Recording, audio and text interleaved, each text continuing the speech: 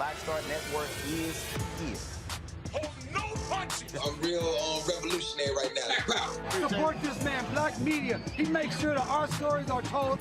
Thank you for being the voice of Black America, Roland. Stay black. I love y'all. All momentum we have now, we have to keep this going. The video looks phenomenal. See, this difference between Black Star Network and Black-owned media and something like CNN. You can't be Black-owned media and be scared. It's time to be smart. Bring your eyeballs home.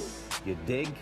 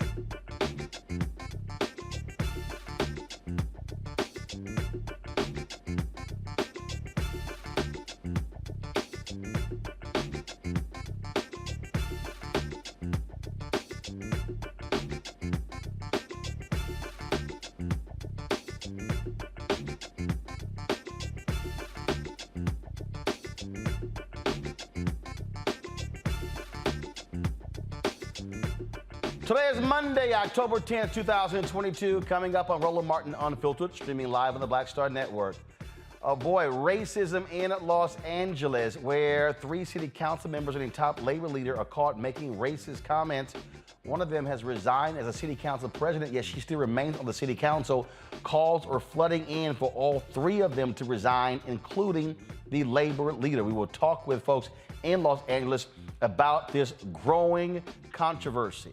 An old audio clip of Georgia's Governor Brian Kemp talking about minority voters resurfaces. We'll look at what's happening in Georgia as one county just dismissed 22,000 voter registration challenges. Nse Ofot, CEO of the New Georgia Project Action Fund, will help us examine what's happening in Georgia. Again, folks, lots of news today. Fox News, they dedicated more than 2.5 hours of coverage praising Kanye West. Well, that was before he made anti-Semitic remarks. Oh, we're going to break all of this down, and oh, you know I'm about to have some fun with, yay, Netflix's Monster, the Jeffrey Dahmer story, is one of the streaming service's highest viewed shows, but it's getting a lot of negative backlash from folks in the LGBT community. Also, including why Christopher Scarver killed him. Dr. Cleo Monago, the chief advisor of Black Men's Exchange, will explain why the series is whitewashed in our Fit, Live, Win segment. Fitness trainer Asia Johnson will be here in studio to give us some practical tips on how to stay fit as the temperatures drop all around the country. Y'all, it is time to bring the funk on Roland Martin Unfiltered on the Black Star Network. Let's go. He's got it. Whatever the biz, he's on it. Whatever it is, he's got the scoop, the fact, the find. And when it breaks, he's right on time and it's rolling. Best believe he's knowing. Putting it down from sports to news to politics. With entertainment just for kicks, he's rolling. It's on go, roll, roll, y'all. It's Roland Martin, yeah. Rolling with Roland now. He's funky, he's fresh, he's real, the best, you know he's Roland Martin now.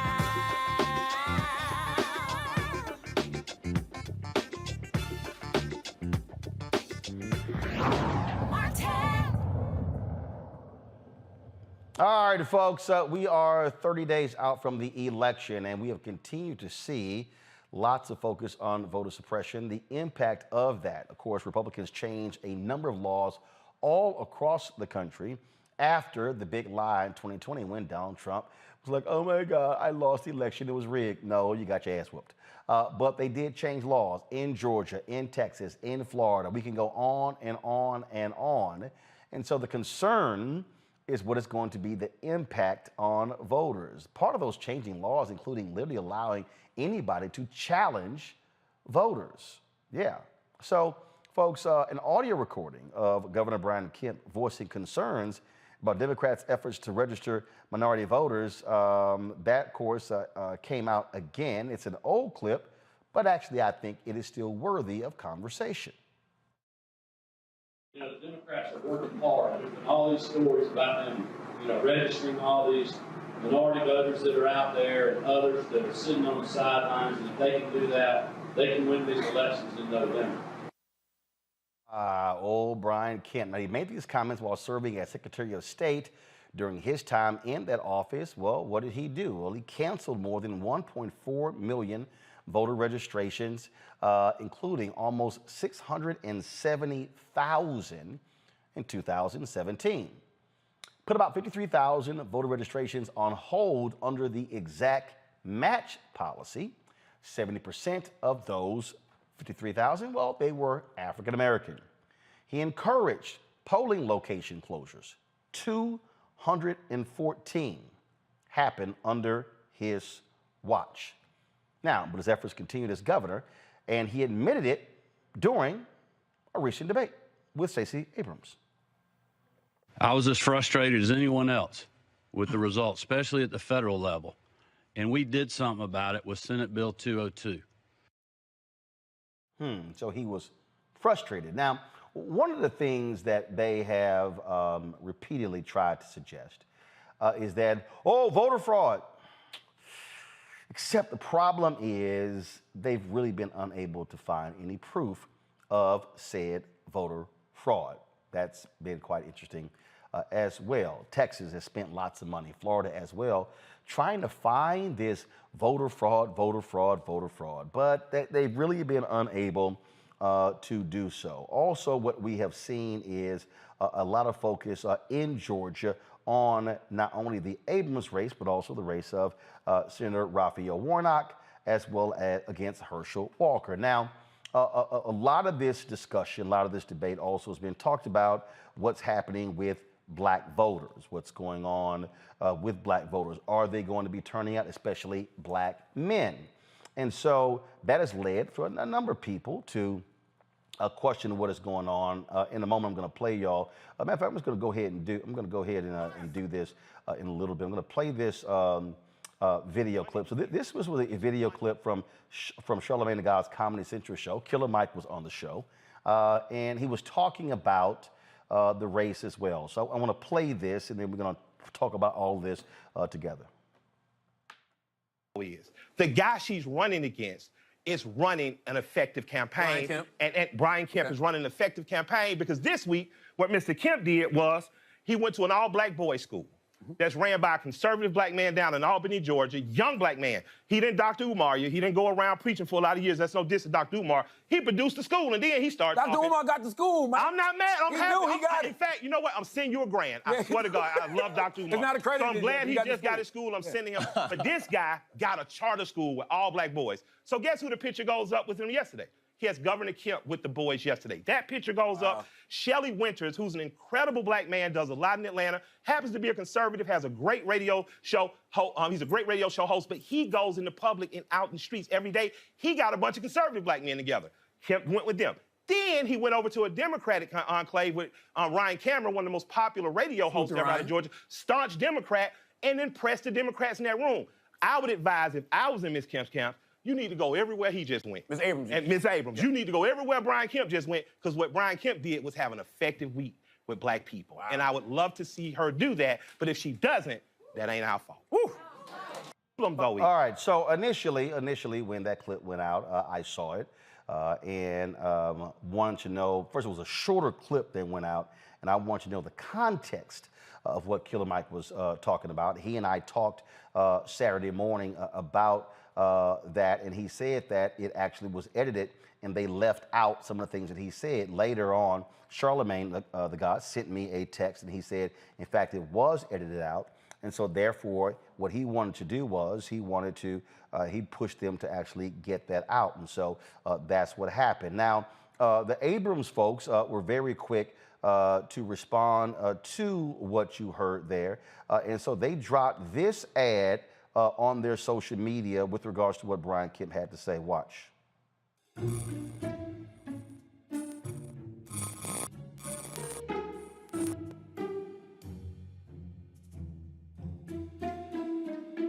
This is a broken government program. What Stacey Abrams is also not telling you, she's going to have to raise your taxes to pay for all of her plans.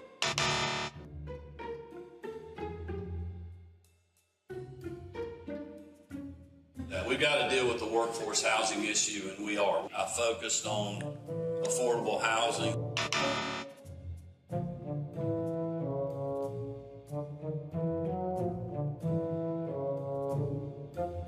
But let me be honest with y'all. Guns are everywhere.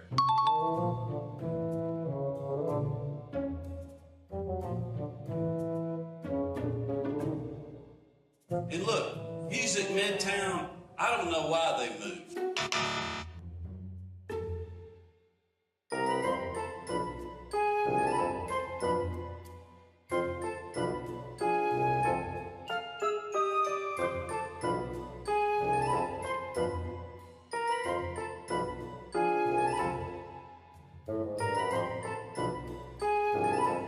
Now, that was a particular ad. Again, that ad dropped a couple of days ago, but then just today, about 3 hours ago, the Abrams campaign dropped this video. You've been hearing a lot of lies about me, again, and you deserve a break. not just from the nonsense, a break from the drain on your wallet and the worry in your heart. I'll use our $5 billion surplus to put more money back in your pocket and invest in the basics: education, healthcare, housing. Brian Kemp, he looks out for himself and people like him because that's how they've always done things. I'll never be part of the old boys club, but that's okay. I'll be too busy working for One Georgia, where we all thrive. All right, Nse Ofot, she's the CEO of the New Georgia Project Action Fund, joining me now from Atlanta. Glad to have you back on the show. Let's first talk about what is happening with these voter challenges, this idea of they can challenge anybody. Now, last week, the Gwinnett County Board of Elections dismissed challenges to around 22,000 residents, and they were conservative folks, tried to challenge, saying these people somehow were, registrations were invalid. Now, the county commissioner, Kirkland Caton, says MAGA groups are not going to prevail in the challenging of people's registrations all across Georgia. I'm gonna play this first, and I'm gonna come back to you. So, Okay. Okay. All right. You know what? Go ahead and respond. I'll play it later. Go ahead. Well, I mean, I think that what you're adding, first of all, good evening, Uncle Roro. I heard that in your intro song, and I am obsessed. What people need to know is that Gwinnett County is the largest and most racially and ethnically diverse county in the southeastern United States. It's the second largest county in Georgia. The presidential election, the 2020 presidential election, the margin was just over 11,000 votes. The original attempt by these MAGA groups was to purge or challenge the voter registration of 38,000 Gwinnett County voters. That's over 3 times the margin. Georgia is legitimately America's newest battleground state. It is America's newest swing state. And so Senate Bill 202 was absolutely designed to put Republican thumbs on the scale, that they have given themselves all the tools that they need to overcome the results of elections that they do not like. And it is deeply problematic. It's unconstitutional. And it is hypocritical. Like the governor, our current governor, in the debate clip that you showed, said that he was concerned about the integrity of the 2020 elections. But they also got on the phone with the president of the United States and said that the Georgia elections were fine, that these were the most secure elections in Georgia history, and they have continued to stand by the results of the elections. So if the elections were conducted in a manner that was fair and that was in accordance with all of our federal and state laws, and you stand by the results of the elections, why would you then join with the MAGA crowd to pass Senate Bill 202 that changed over 50 of Georgia's election laws, including this challenge anybody, anywhere, at any time law provision that we are seeing play out right now with 30 days before the election? See, and that's the thing that I think people have to understand. What the Supreme Court said was, when they gutted the Voting Rights Act, well, we've seen how things have gone so well, the increase in black voter turnout. Well, that was because we had the Voting Rights Act to stop a lot of these shenanigans. And since that decision is Shelby v. Holder, we have seen Republicans do all they can to try to stop folks from voting, trying to use every legal means as possible. We still see the games being played. And then people go, well, look at Georgia. They have an increase in people who voted. Just because voters, as Stacey Abrams said when she was questioned on Fox News, she said voter suppression is not about do people actually jump the hurdle. It's the efforts to prevent them from being able to register. That is what the fight has been over.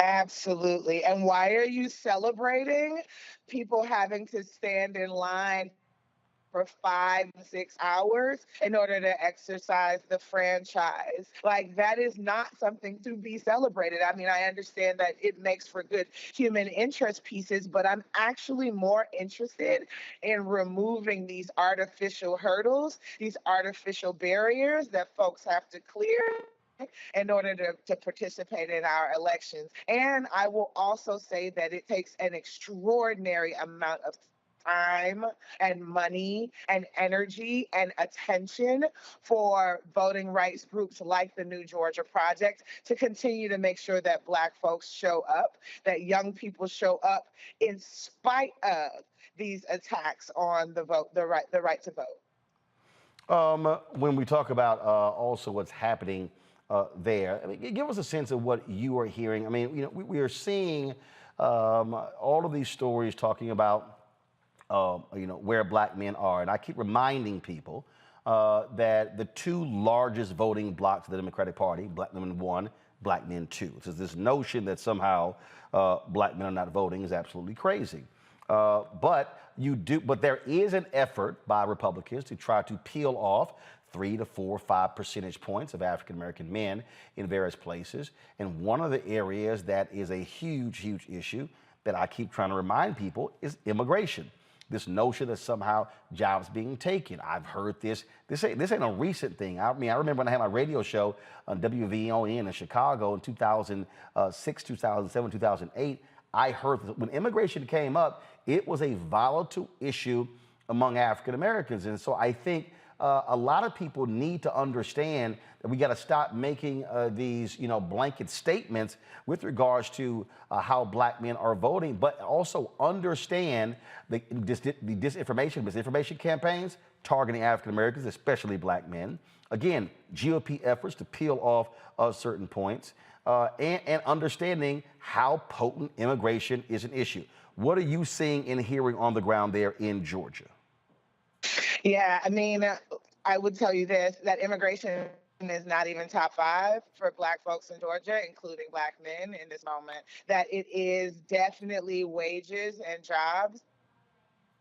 Overall, the cost of living, a lot of time in the great state of Georgia, particularly in Atlanta. And, you know, one of the consequences, the reversal of the Great Migration, is that these people from New York and DC, the states are coming in Atlanta and Georgia, cost and landlords and developers are taking advantage of that. So the cost of living, the cost of housing, healthcare, and access to quality healthcare. Hospitals are closing all over the state of Georgia, with people still dying from COVID, people still fighting cancer, people still have strokes, people are still having babies, and we have hospitals closing all over the state, including in Atlanta. The other thing is gun safety and gun violence are deep concerns for people. I think that we start to see some age differences when we look at criminal legal reform for younger Georgians, particularly voters under the age of 18 to 34. And so those are the issues that are at the top of the list. But we've seen like immigration be used as a wedge issue.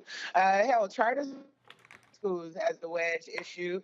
Reproductive rights and access to abortion and bodily autonomy, a wedge issue. And I'll be honest, I love it. I love that Black men are getting the mic and getting an opportunity to communicate to America what their political priorities are and what they want to see from Georgia. I love that Black men demonstrate how sophisticated they are with their analysis.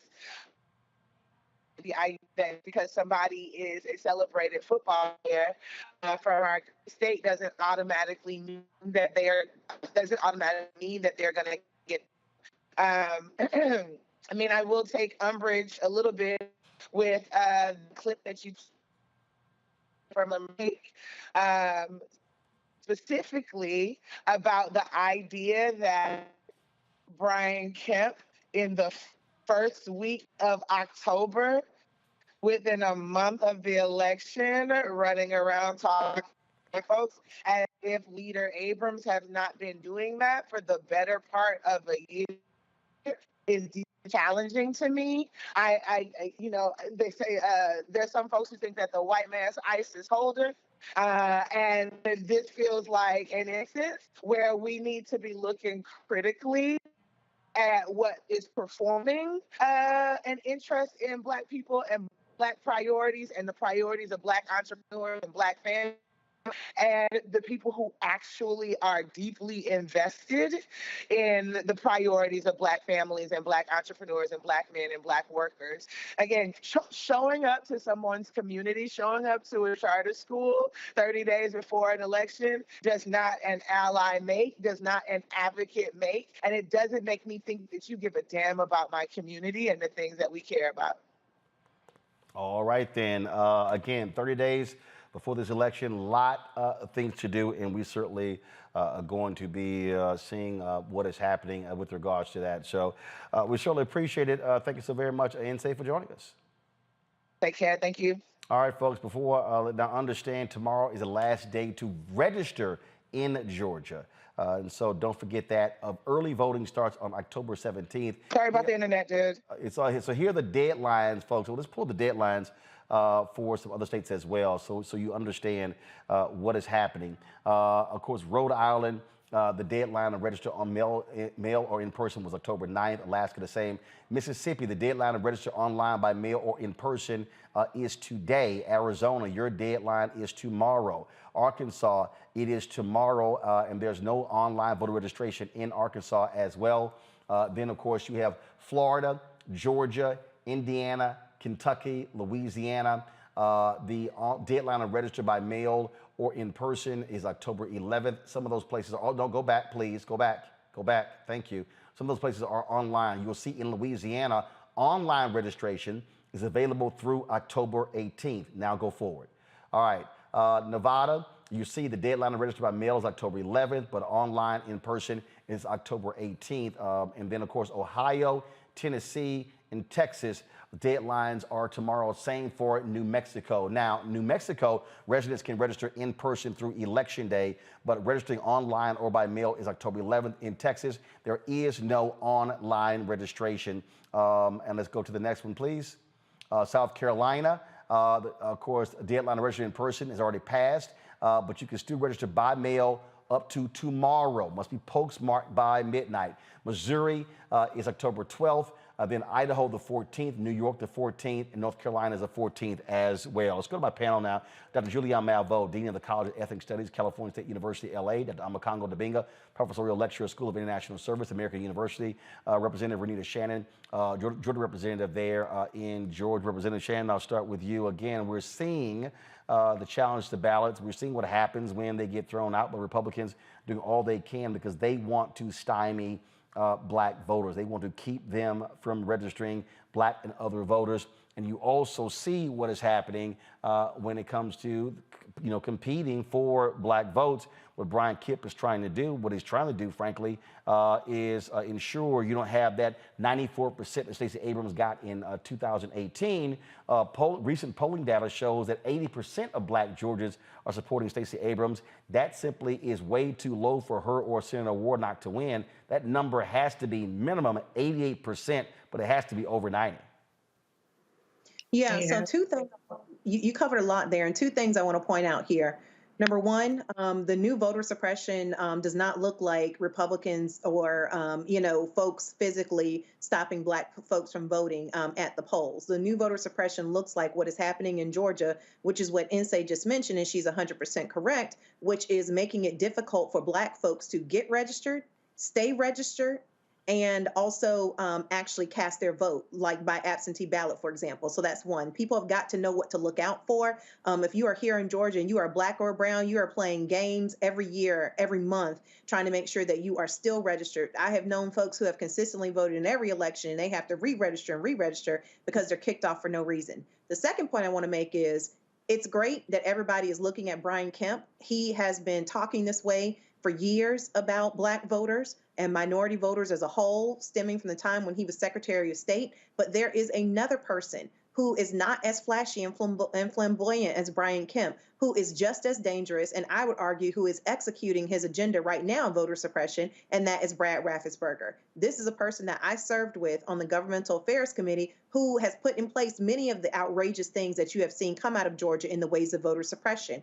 For example, not being able to give folks water while they wait in line, these long lines that are only turning up in Black and brown communities to vote. He is somebody who is currently up for election again for Secretary of State. We have a great candidate, but the problem that we've seen is that CNN, MSNBC, and mainstream media has made this man a hero, because when Donald Trump called him and asked him to basically go to jail for him by finding him 11,000 votes, he said no.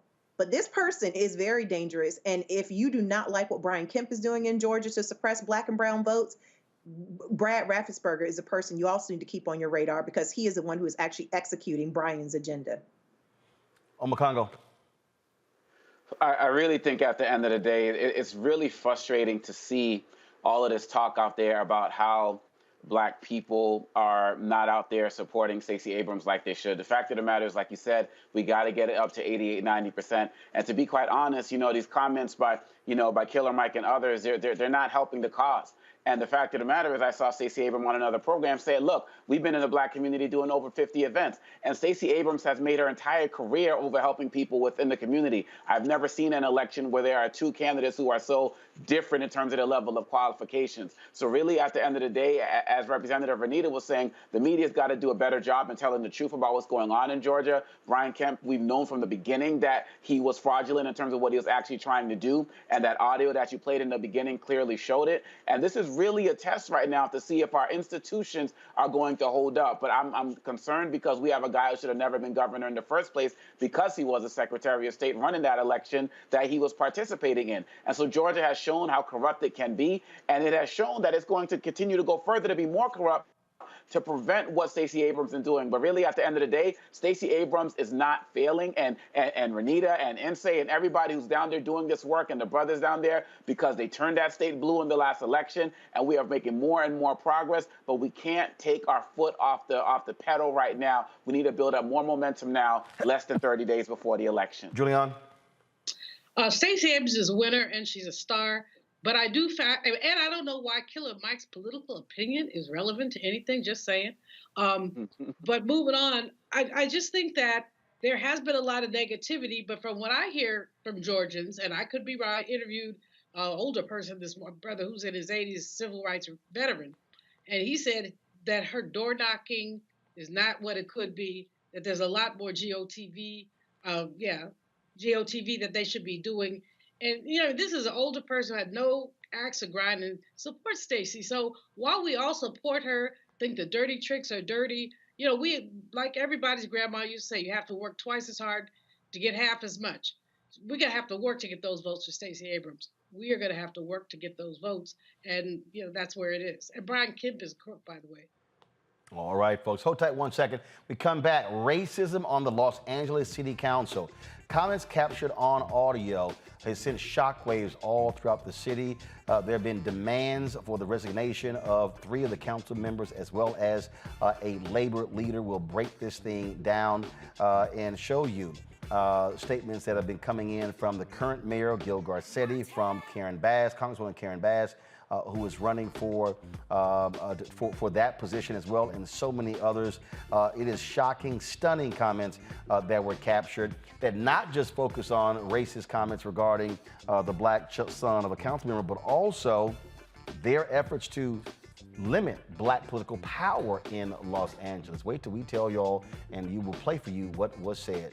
Download the Black Star Network app, folks, on all platforms: Apple phone, Android phone, Apple TV, Android TV, Roku, Amazon Fire TV, Xbox One, Samsung Smart TV. Also, join our Bring the Funk fan club. Every dollar you give goes to support the show and what we do. Our goal is to get 2,000 people this month giving at least $50 to raise $100,000 to meet our year-end goals. Of course, your dollars make it possible for us to do what we do.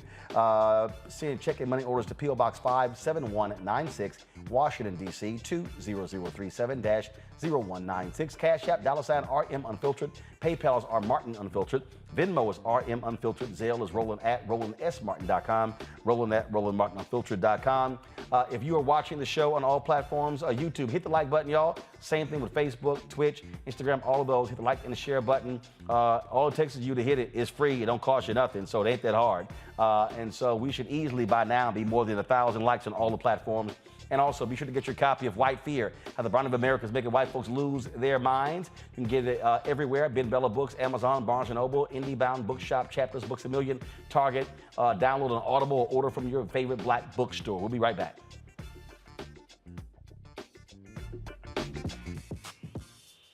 When we invest in ourselves, our glow, our vision, our vibe, we all shine.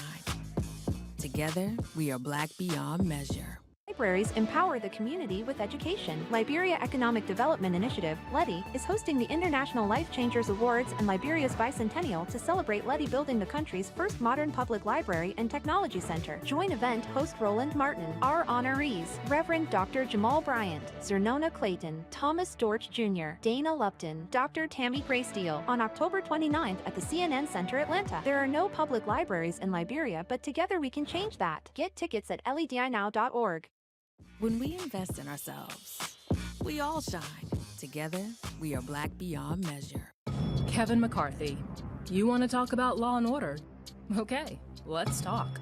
Bakersfield, the heart of your congressional district, is now ranked in the top 10 most dangerous metro areas in America. Your own sheriff said, we know we have a violent crime issue. Kevin, your district has been the murder capital of California for 5 years in a row. And if you're so concerned about crime, why did you vote against $350 billion in funding for law enforcement? Every Democrat voted for it. When Democrats passed a bipartisan bill to fund local police departments, you didn't even bother casting a vote. Kevin, if you really want to talk about crime, let's start with your own party. Because it sure seems like you and your MAGA pals are fine with certain crimes.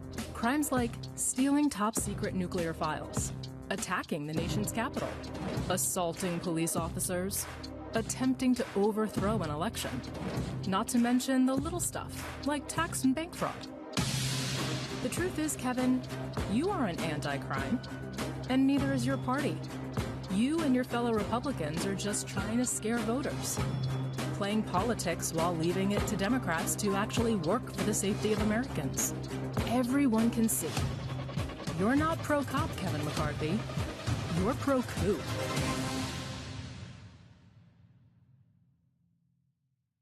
Hatred on the streets, a horrific scene, a white nationalist rally that descended into deadly violence. White people are losing their damn minds. As an angry pro-Trump mob storms the U.S. Capitol, we've seen shooting. We're about to see the rise of what I call white minority resistance.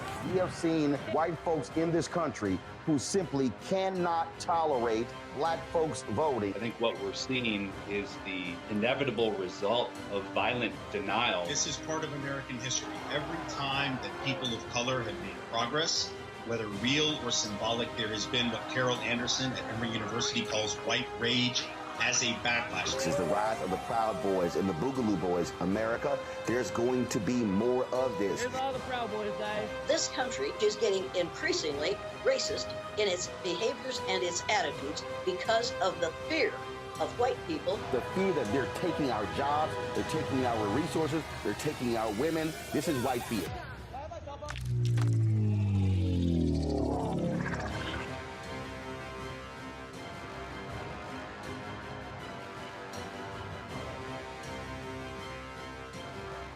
My name is Charlie Wilson. Hi, I'm Sally Richardson Whitfield. And I'm Dodger Whitfield. Hey everybody, this is your man Fred Hammond, and you're watching Roland Martin, my man, Unfiltered.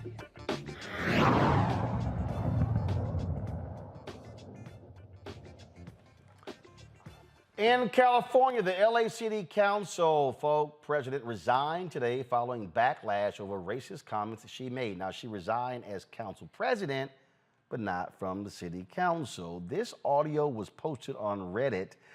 It has led to an explosion there in the city, and folks all around the country are demanding all three council members and a major labor leader resign. Listen to this.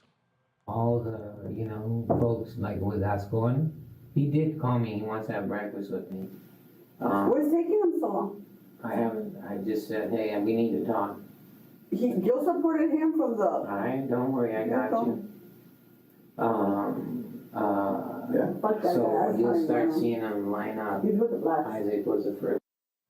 Now, folks, the conversation from October 2021 was council members Gil Cedillo, Kevin De Leon, and LA County Federation of Labor President Ron Herrera, in addition to the city council president. As well. So here's the deal, folks. So they were having this conversation. and they were talking about a number of issues, redistricting. Then it got real personal, talking about one council member who has a black son, also what you do about the district of Councilman Mark Ridley Thomas, who was indicted on corruption charges, and also holding on to black power, holding on to political power. Now, folks, this thing has just exploded, and the comments about the adopted son of Councilman Mike Bonin caused him to react as well. Check it out.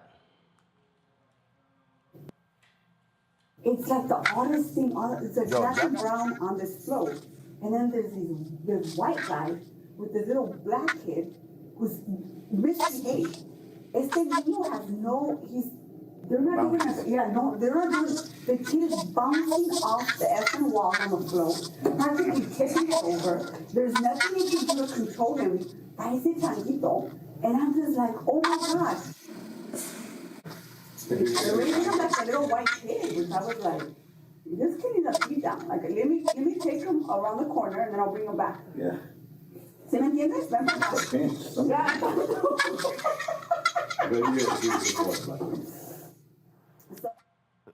Now, folks, this is the Los Angeles Times, where it says Padilla, Bass, and Caruso call for Martinez, De Leon, and Cedillo to resign. But it's not just them.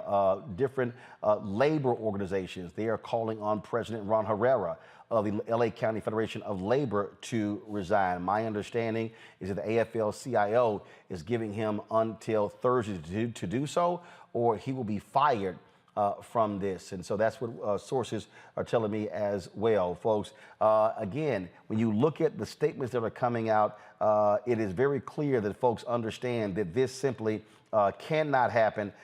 This is the statement that came out from Karen Bass, where she talked about LA moving in a new direction. Go to it, please. And then when she devoted her life to it, she specifically calls for them to step down. Now, initially, Gil Garcetti, his initial statement was this: we don't call for this. It was very bland. He did not call for them to resign. Rick Caruso did not call for them to resign. So a number of people have been dancing around this issue, initially by saying, oh, the right thing must be done. We don't tolerate this form of racism. That was it. And they have been called out. Now they've switched past and now understand, look, that ain't good enough. And so it is increasing. And so I wouldn't be surprised if these three, I doubt very seriously they can last through the end of the week. But we'll see. Joining me right now is Erica Smith. She's a columnist with the Los Angeles Times and a culture critic. Also joining us is Jasmine Koenig. Glad to have both of you. Jasmine, I want to start with you. I've been looking at your Twitter feed, looking at how you going after many of these Democrats, making it perfectly clear. Because I'm going to bring in the Ed Buck situation, because your deal, they were real quiet on Ed Buck until you and others kept hitting them saying, oh, y'all want to be quiet? And the dance around this in the last 24 hours has been real interesting. How initially, yeah, do the right thing. We condemn these comments, but short of calling for resignation. Martinez resigns as council president, but she's still on the city council. She has not stepped down. It's just your thoughts on how Democrats in California, in LA, Los Angeles, LA County, and the state are trying to do a cute little dance, but not challenging these three, saying y'all got to go. Right. So let's be clear. First of all, Democrats are always talking about meeting the moment. I'm waiting for them to meet this moment. I am a former special assistant to the previous LA Council council president. I am an elected member to the LA County Democratic Party, so I am a delegate. So I have a really unique perspective in all of this, having worked at City Hall, but also being a part of the Democratic Party. And I find all of this very, very troubling, because you have labor as well as our political leaders. And let's be clear, Roland, if a Black elected leader, or let's say even a Republican, had been caught making disparaging or racist remarks about any group of people, they would spare no time in calling for their resignation. And it's absolutely ludicrous to me that folks are tap dancing around this. They can't seem to quite find the right words to get out of their mouth. This is a you know what or get off the pot moment. This is not a I'm going to sit on the fence moment. You either stand by racists or you don't stand by racists. And for the Democratic Party, because these are all Democrats, for the Democratic Party to take their time, my party, I haven't seen the LA County Democratic Party say anything. The California Democratic Party did a thoughts and prayers like statement, but did not call for anyone to be to resign. That is absolutely ridiculous. Either folks are with us or they're not. And I will always be a proud member of the Black. Erica, again, yesterday, late yesterday, as Jasmine said, lots of thoughts and prayers were being offered. Then all of a sudden, this morning, it was more heat and more heat. And then you begin to have organizations weigh in. You begin to have the Nurses Association weigh in. I mean, we can start talking about all different people who started weighing in. And as that intensity increased, then all of a sudden it was, oh, I better read the tea leaves. Let me just jump on this resign train. Otherwise, I'm going to get criticism. No, it was definitely a snowball effect. I mean, yesterday, as Jasmine said, it was a lot of, this is really horrible. We should condemn this and we can't do this in LA. Very few people outright called for them to resign, but it was overnight. I mean, I think the story just kind of kept going, into the wee hours of the morning. And this morning, Nury Martinez stepped down as president, and that was almost met with an immediate backlash of that's not good enough. Our editorial board at the LA Times has put out an editorial calling for all three council members to resign. This has, it's just grown and grown. And a few minutes ago, actually, Mayor Eric Garcetti put out a statement actually saying that all three members of the council should resign. And Representative Adam Schiff has jumped on board, Alex Padilla, our senator. So it's growing. I don't think there's a sense now of, that, Martinez stepping down as president is going to cut it. Jasmine, have we heard anything from Councilwoman Maxine Waters? Have we heard anything from California Governor Gavin Newsom? I personally haven't, but I do want to say this. They all have to go. There's only one zip code in the city of Los Angeles that has increased its Black population, and that's the one that encompasses Skid Row that Kevin De Leon also on that audio overseas. Okay, let's be really clear. These people, not only do they get paid with the money of all Angelenos, including Black Angelenos, but the labor leader himself, he conspired on audio to use the hardworking dudes from including Black folks' paychecks to work against them, to dilute a district, to commit voter suppression, okay? So we have a really big problem here. These people vote on issues and things that affect all of us in this city. And as you know, Black people have been clinging on to stay in the city. We're less than 9% of the population. We make up the majority of the homeless. Many of us are moving down south into Las Vegas and other parts of the state because we simply cannot afford to live in this city. And so to know that our elected leaders and our labor leaders are literally sitting around laughing and conspiring about how to get rid of us, how to dilute our power, is absolutely infuriating to me. Erica, the thing that also I find to be interesting here is that what this also speaks to is a reality when it comes to Black and Hispanic battle over power. There was a battle in Houston when it came to the superintendent, where several Houston school board members were meeting privately, breaking state law, trying to bring back an Hispanic superintendent who had left and consistently overlooked the Black superintendent who later actually left to go take a job in Missouri, even though she was bringing the district back. And so these battles, we've seen them happen over police chiefs, over fire chiefs. Here with Los Angeles, what you have are these council members and this labor leader, all Latino, trying to use their power to further take advantage of the political situation there and frankly stymie Black political power in Los Angeles. Yeah, I wrote about that actually for the paper today and online today, talking about that tension. I mean, that's one of the things that really came up, at the time that this conversation was recorded, which is about a year ago. There was conversations about redistricting and how these council districts, what are the maps going to be? And we all know that redistricting, no matter what level of government it is, it's going to be contentious.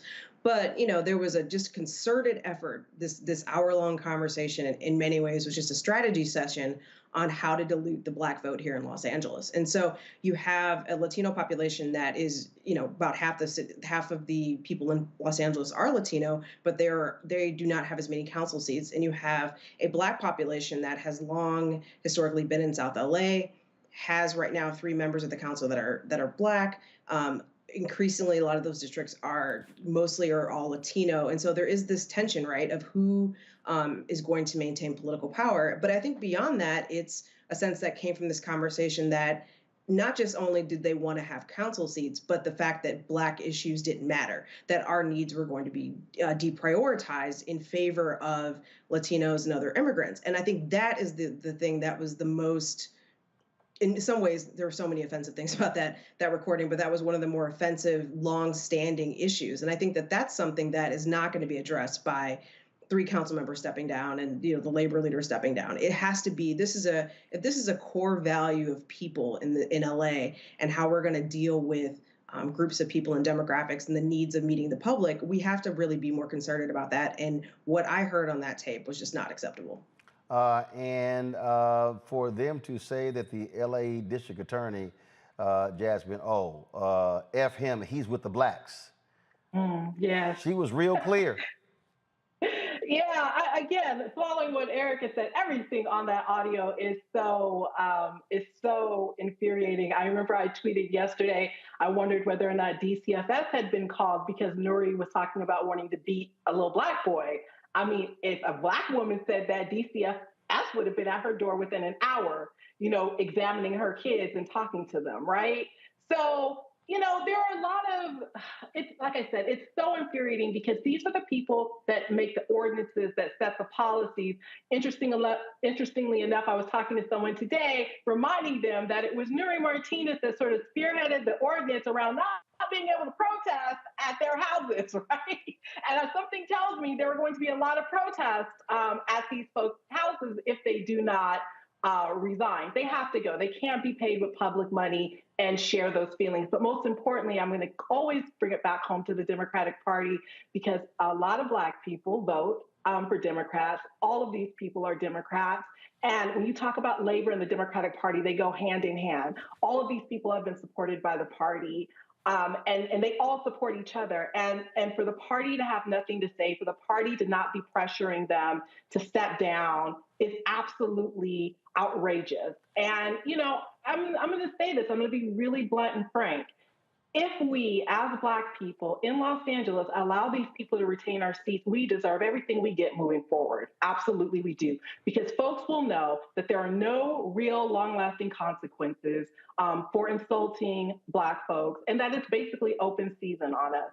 There is a reason why these districts have smaller and smaller numbers of Black people in them. It's because of people like Nuri and Gil and Kevin and Ron and the conspiracy. This is just something that was caught on audio. These conversations, these backroom deals happen all the time, and they have been happening for quite some time, which is why our numbers continue to go down in this city. And so we have to see some real change here. And this is going to be a real difficult conversation for a lot of people, but we're going to find out who are the hypocrites.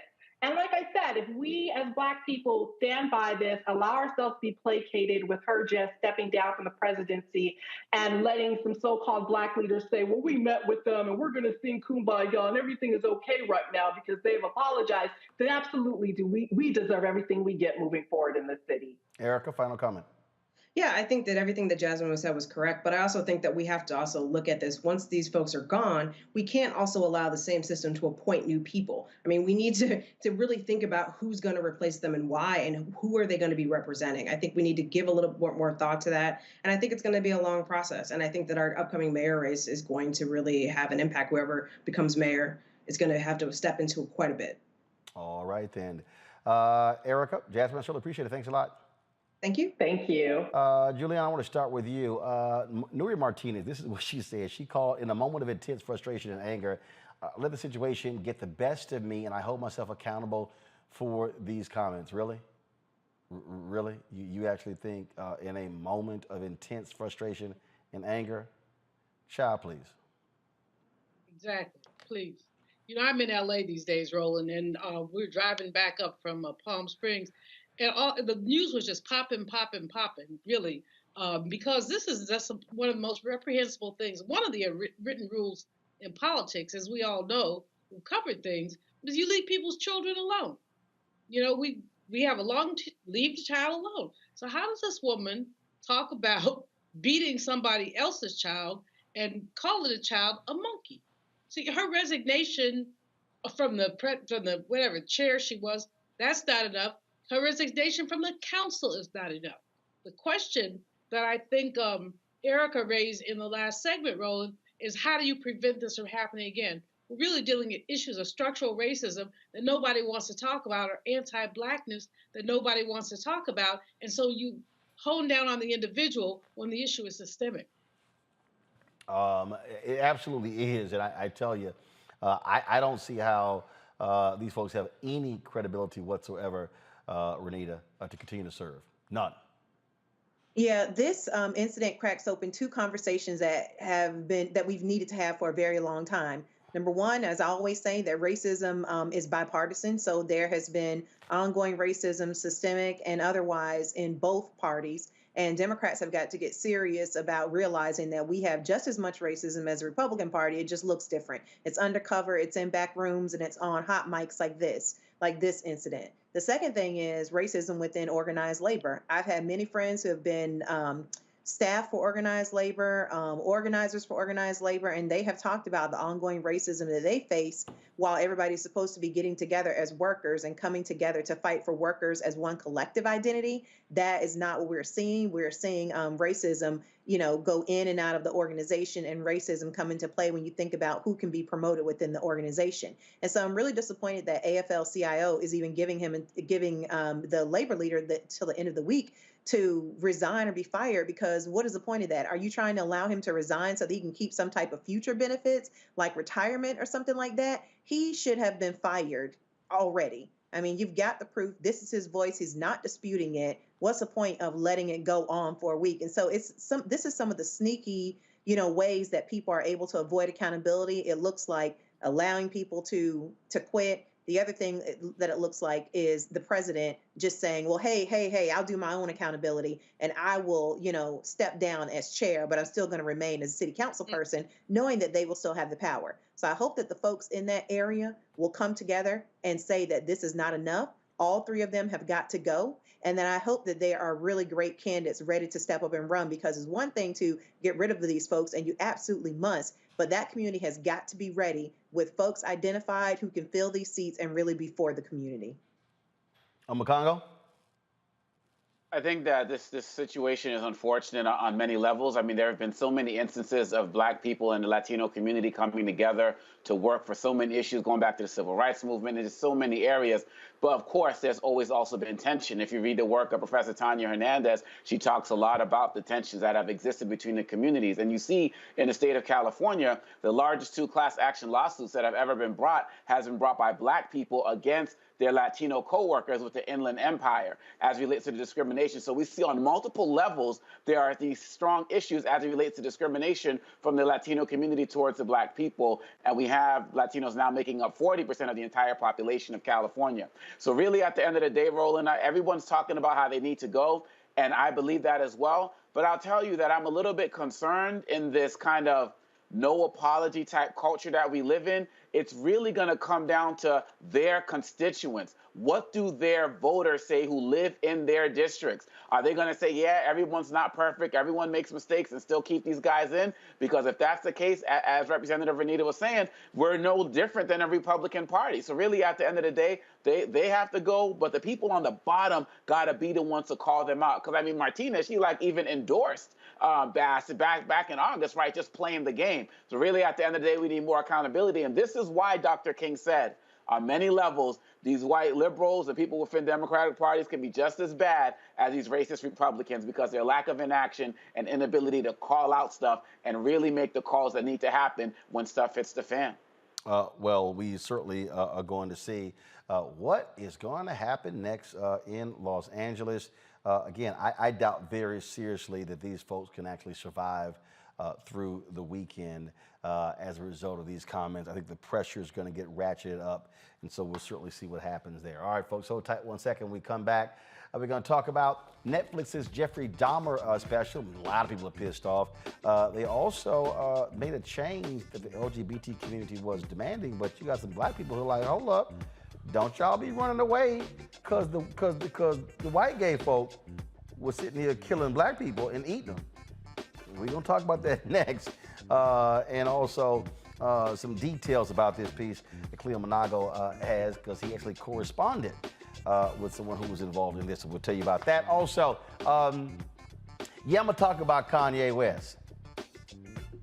Y'all see all the more punk-ass folks at Fox News? Oh, my Lord, they were praising Kanye. Oh, he's just so honest. He is just so, he's just so forthright, and I want to hear more. Then all of a sudden, he says, I'm coming after the Jews. Oh. And matter of fact, wait until we show y'all the Fox and Friends segment, where these fools were defending Kanye for some comments he made on Instagram and Twitter, and the dumbasses hadn't even read the comments. Then finally somebody went, this is what he said. He was like, my bad. Yeah. We're gonna show you how stupid those people are. And speaking of racist, Alabama Senator Tommy Tuberville speaking at a rally in Nevada, equating reparations with the people who do crime in the country. So basically it's like, all the crime done by black people. Guess who's kind of quiet? Republicans. Because you know they agree with Tommy Tuberville. Covering all of that and more. Roland Martin Unfiltered on the Black Star Network. Don't forget, folks, YouTube, hit the doggone like button. I ain't gonna ask y'all one more time, okay? We should be at 1,500 likes easy on the YouTube channel. Don't make me have to start cussing y'all out, because you know I will. Also, hit the like and the share button on Facebook, Instagram, Twitch, all different platforms.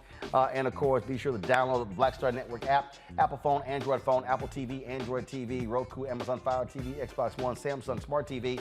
Give to the Bring the Funk Fan Club. Of course, P.O. Box 5719. See your check-in money orders at P.O. Box 57196, Washington, D.C. 20037-0196. Cash App, $RM Unfiltered. PayPal's R Martin Unfiltered. Venmo is RM Unfiltered. Zelle is Roland at RolandSMartin.com. Roland at RolandMartinUnfiltered.com. We'll be right back.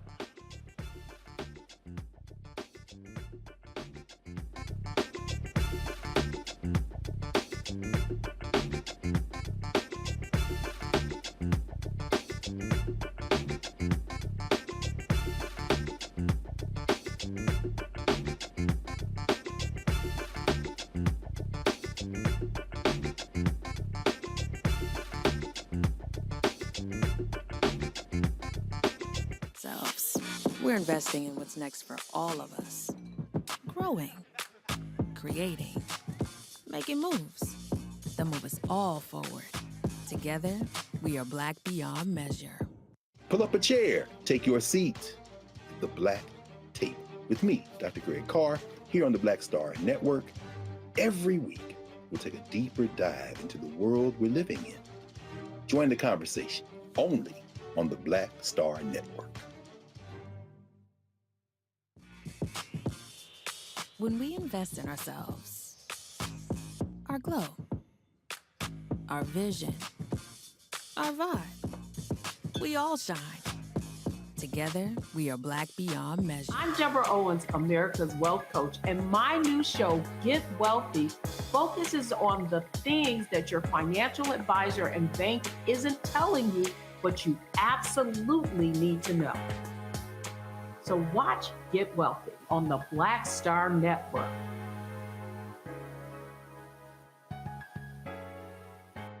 When you talk about blackness and what happens in black culture, we're about covering these things that matter to us, speaking to our issues and concerns. This is a genuine people-powered movement. There's a lot of stuff that we're not getting. You get it, and you spread the word. We wish to plead our own cause.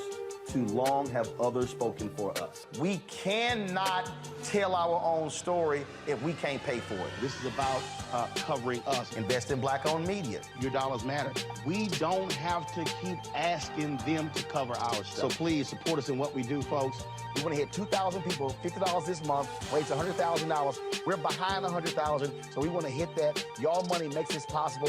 Check some money orders. Go to P.O. Box 57196, Washington, D.C. 20037-0196. The Cash App is $RM Unfiltered.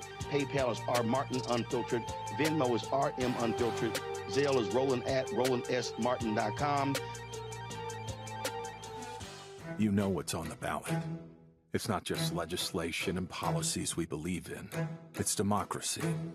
Our democracy. There's a choice on the ballot between freedom and fear, between cruelty and compassion, between chaos and community, between voting or violence, and the end of rights generations have fought for. The extremists have a plan, a roadmap for a nation where your voice is silenced and your vote is a memory, where they count their votes and cast ours aside. That's why this year, this fight, this vote is so important. Register, engage, volunteer, fight back against the disinformation and despair, and most of all, vote, because your vote is all that stands between our future and theirs. How y'all doing? It's your favorite funny girl, Amanda Seals. Hi, I'm Anthony Brown from Anthony Brown and Group Therapy. What up, Lana Well, and you are watching Roland Martin Unfiltered.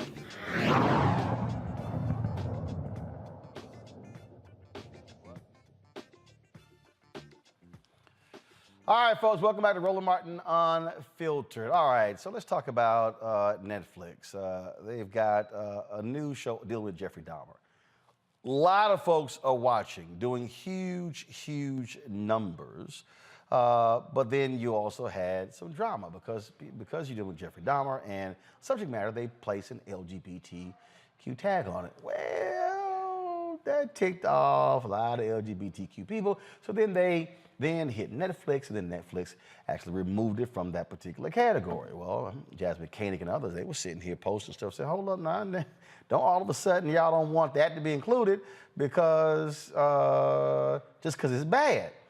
They said he was Jeffrey Dahmer, he was killing black people. Why in the world you don't want to take the tag off when in fact it actually is dealing with subject matter of someone who was gay? It's gotten backlash from the family of the victims. Now is also how someone was portrayed in the movie, who, of course, Dahmer, in terms of how he was portrayed, how folks he was targeting portrayed. So you still have all this controversy going on regarding this. Joining us now, Dr. Cleo Monago, the chief advisor of Black Men's Exchange, who also happened to be a pen pal of the man who murdered Dahmer in prison, Christopher Scarver. All right, Cleo, glad to see you. So first off, let's deal with this controversy over this removing of the tag. Black folks are like, hold up now, y'all don't want the tag, but it should apply. Don't say get it removed because it's a negative story. Your thoughts on that? Well, like the story in LA, people who are racist do not like being associated with racism because it's publicly embarrassing and it's shameful, and they'd rather not be ashamed than not be racist. You understand what I'm saying? Mm-hmm. So the white gay community is really good at protecting itself. It's a very powerful community, and it's real good at deflecting critique of it and the rampant racism that's always been in that community. I mean, similar to what happened with the victims of Dahmer, where there were people who were telling on Dahmer before he was finally locked up. Same thing with Ed Buck. They were telling on Dahmer, and the cops were like, yeah, okay, whatever. Not only that, he could have been caught before very, very early. Yeah, but he was a white male, so he had entitlement. A young Asian boy escaped, but he was delirious because Jeffrey Dahmer had put him under drugs, and they brought him back to Jeffrey Dahmer, who killed him minutes after the cops brought him back. But anyway, getting back to the LGBT deflection of being seen as racist, which is a fish deflecting being in the water, they did the same thing with Ed Buck. There never was a West Hollywood decree or outcry from the city politicians against the murder of black people. It was one last man who finally did not want to be identified, but said something, and then everything added up, and they had no choice. You know, similar to Holtzclaw, you know, who was raping black women left and right, and you were the only person in the whole country when it first started buzzing to talk about it at all, and then the mainstream press didn't cover it at all until it got so far into the courts that they had to say something. So it's the same phenomena. It's the same thing. So, I mean, I keep telling folks that LGBTQ is the homosexual side of white supremacy systemology. It's not just a free rainbow waving phenomena. It's a white phenomena. Let's talk about Christopher Scarver. You sent me an email with regards to this film. Said you were writing him, and so just share with us what you say the film got wrong. Okay. Based upon your relationship with him and your direct conversations with him. Well, yes, I was a pen pal with Christopher Scarver from about 2005, I think, to 2009. How did that happen? I wrote The Prison. So you just said, okay. Now after, so you just, after the fact, you just said, well, let me just write this dude. Well, let me give a little context. I was fascinated by this whole thing when Dahmer was alive, the whole thing occurred. And when I first heard about the murders in Milwaukee, I assumed they were black. They hadn't even said it on the media. They talked about the murders, but they didn't racialize them yet. And as a matter of fact, I got to fights with people who said, you always think about race. I said, these are black men because you don't get away with killing that many people now unless they're not white. Anyway, when he finally got into prison and was alive, I went to Wisconsin. This is before I even heard of Christopher Scarver. I went to Wisconsin to do some research on the whole phenomena, and that's a whole nother story that would take a lot of time. But once Christopher Scarver murdered Dahmer, he also murdered another person. Well, I'm using the word murder because you said murdered. I use the word executed. So I'm gonna use my own phrase. I'm using my own phraseology here. Young in his 20s, he was in his mid-20s, young black male Christopher Scarver executed 2 white men who had been trouble to black men. He murdered, there you got me messing up again. He executed. Don't be blaming it on me, talking. It's not your fault. Anyway, he executed Jeffrey Dahmer, and then he tipped over to the other side of the room and executed Jesse Anderson. Now, you know who Jesse Anderson was, right? No. Okay, well, Jesse Anderson, also in the same state, killed his wife, called the cops, and claimed that 2 black men were running from his home, and he made one of those drawings made of 2 black men, and then they did a forensic investigation, found that he killed his wife. So he blamed black people. He blamed black people, and what happens in police departments when there's a black fugitive, whether they did anything or not, is that black men are harassed. Black men back in the 90s, up until recently, are killed because white folks are mad about what supposedly black men have done, and they're arrested when they didn't do anything wrong. So Scarver was clear about the fact that Jeffrey Dahmer and Jesse Anderson had ruined the lives of black men. And one of the things that Jeffrey was doing, and he told me this, was Jeffrey would go to lunch and put gravy on mashed potatoes so they can look like black people and put ketchup on them and eat them and giggle. So Christopher Scarver said, no, not under my watch, we're not having this. So he asked, could he go help and clean, because they got cleaning duty. And he said, I want to help, which was nothing that he had done before, but he was, he had a plan. So he did cleaning duty, and he did clean. He cleaned 2 racist, crazy, twisted, murdering white men off the planet. Now, getting back to the Netflix film, what they're doing, and let me preface that with a phenomenon called drapetomania. Are you familiar with drapetomania? No. Okay.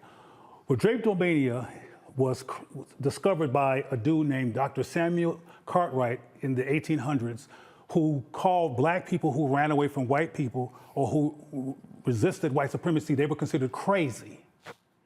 Drapetomania was a legal mental illness diagnosis of black people who ran away or who resisted. And there was treatments. It was usually brutal, beaten, murder, and all that kind of stuff. Well, I bring that up just because just like when David Chappelle didn't take that several million dollars and went away, they said he was crazy, that he had lost his mind. Well, getting back to Mr. Scarver, in this film, they make it seem like he had a eureka moment from God and that God told him to do this. They don't even mention the racial piece. Now, when he was 21, he was interviewed and he said, whatever white people do to black people is never just. He had a critical analysis of racism. And he told me himself that he killed them because of what they did to black men, but Netflix doesn't mention any of that. They make it look like, they also mention, like they did with David Chappelle, that he was on medication and that he was taking mental illness. Meaning Scarver. Scarver. And that this whole thing was just him being mentally ill. And you're like, no, he was real clear. No, he was real clear. On what he was doing. I mean, let's look at it logically. The correctional center was full of rapists and murderers. Why would he choose these? What you mean it had nothing to do with race? But my point is that they're always trying to deflect and abstract and actually get rid of, if they can, the fact that somebody is rebelling against white supremacy, particularly on these levels. So I called you because I said, look, this is a popular show. Everybody's talking about it. I want more people to know that this illogical religious focus or religious zealot focus that Netflix has written into this film about Christopher Scarver is mythological. I was literally called by one of the consultants to Netflix to talk to them about what happened because they knew I knew a lot about the real story. Now this was before. This was before it was done. This is before it was done. As they were making this this documentary or show, whatever it's called, series. So they reached out to you, right? And then what happened? Well, I brought it up because I told them this. I told them what I'm telling you, and they chose not to go that route. And I talked about, which is deep, and we don't got time to get into it, but how some of the same gender-loving black men, and they weren't all same gender-loving, people need to know that, some of them were not. But many of the men who wound up in the lair of Jeffrey Dahmer thought that going to white people was a sanctuary from black pain. And going into the arms of whites was a place to go where they were guaranteed to be safe compared to simply being black. And they ended up dead. And they became lunch. Last time you communicated with Scarver? Oh, it's been about 2009. For some reason, he was put into solitary confinement. He's now in Colorado, but I haven't been able to talk to him in a while. I used to send him money and stamps, and I want to say why, so there's some context there. He was a hero, frankly, in my perspective, for getting Dahmer and getting Anderson. And I don't go around murdering folks. I haven't murdered anyone, and I don't necessarily recommend it. But my point is that he did it. He had a critical analysis. He was intolerant of people's acceptance of Dahmer and Jesse Anderson, and that from his perspective, particularly Dahmer, who was making a joke about it, that it needed to be put to an end. And I agreed with that. But I want people to think I'm a murderer and, go around. I mean, there's lots of murderers in jail, but I've only talked to Christopher Scarver because of his significance. He murdered a mass murdering, cannibalizing white dude who was eating innocent black men, some who thought because he was white, they were safe. And he killed Jesse Anderson, who lied and said that his wife was murdered by 2 black men, and then they forensically studied it and found that he did it. But until they found that out, numbers of black men were harassed, likely beat up. You know about police brutality, because now they got an excuse. And Mr. Christopher Scarver, who was only like 25, said, well, not under my watch, you won't be doing that no more. Scarver spent 16 years in solitary. Yeah. 16. So that's what happens when you kill not just one white man, but 2. So you haven't talked to him, but you send him money, send him stamps. Well, I haven't done any of that in a while. Right. I mean, so you haven't able to even have you written letters to him at that prison in Colorado? No. And just none returned? No. When was the last time y'all communicated? In 2009. Yeah, 2009. And I think he was moved or something. I mean, I don't know what happened, but I was, of course, disappointed about the whole thing. But before I leave, I want to mention to you one more thing. Have you ever heard of Ronald Dominique? Okay. Well, y'all go on Google and look up Dominique. Dominique has killed more black men than Dahmer. They call him the Bayou Monster or something like that. And he's a white homosexual male who also used white skin and whatever else he could pimp to lure black men and other men, but predominantly black men, into his lair And he also slaughtered and killed a number of black men. And he was a white gay man. So there's others. And as I've told you some time ago when we interviewed about Ed Buck, the subjugation, humiliation, and compromise of black people, male and female, but in this instance, black male, is not as unusual as we would like to think. Now I want to get into solutions. I want to make sure I do that before I leave here. Black people have got to create invitational, safe space to talk about our diversity, to create an opportunity to talk about our diversity regarding sexuality and gender, and make it safe to be all that we are in the company of other black people. Because one of the reasons why there are black people who will go into the queer, gay, etc. movement is because they feel like they can't do that as freely, if you will, in predominantly black spaces. So they go to white spaces for sanctuary. We have to start making black places be where all of us can go for sanctuary. I'm not talking about agreeing with everybody, because you have to have conversations about all of this, but we have to make it safe, emotionally safe, to be with each other. Because then people like Dahmer and Dominique and Buck and the ones who haven't made it to prime time yet won't have so much fodder to manipulate and murder. You talked about Dominique. Here it says he killed 21. That they know about. See, that's important, that they know about. Just like they don't know all of Dahmer's victims that they know about. Yeah. Ed Buck, that they know about. Because they're really good because they can walk around in plain daylight without looking like a suspect because they're white. You can't do that, and I certainly can't walk around all the time being just look innocent. Oh, he looks so innocent. I mean, they don't say that about people who look like me, but they say that about people who look like Ed Buck. They say that people look like Jeffrey Dahmer, and they say that people like Dominique. But most of the serial killers and people who do this horrendous crap look like those three people. But prototypically in the U.S. psyche, you and I look more like we're gonna go eating on somebody. Wow. Well, that is, again, one hell of a story. Like I said, when you hit me up, I was like, I said, well, definitely got to get Cleo on and talk about it.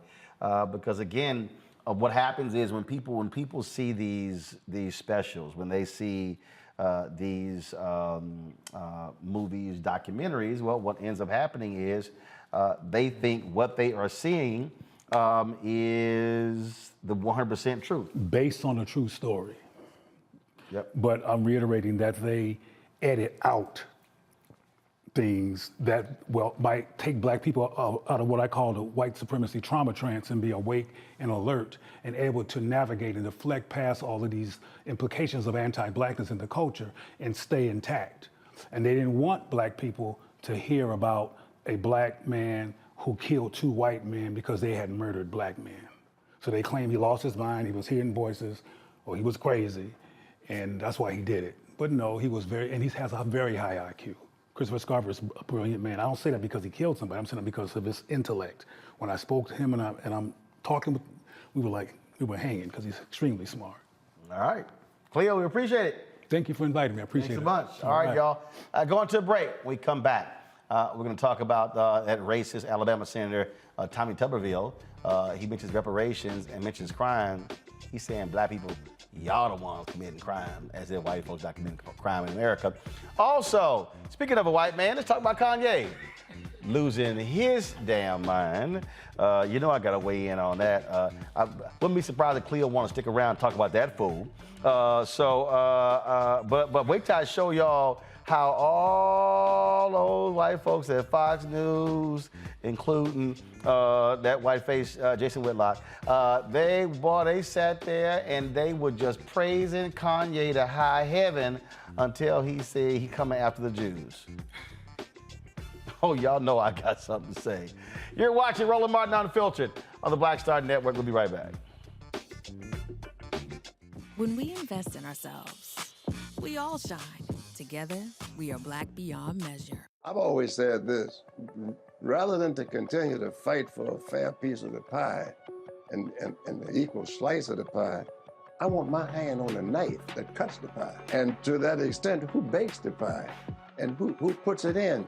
And that's one of the things that got me involved in going into politics in the first instance. I'm tired of people making decisions for me. Right. And mine. I want to be a part of that decision-making process. And luckily, it has paid off in terms of seeing the progress that many people in America have made, particularly people of color. One thing bothers me now that we seem to be losing that. Right. By saying that we've got to be more concerned with other people than those people who were here. We built America.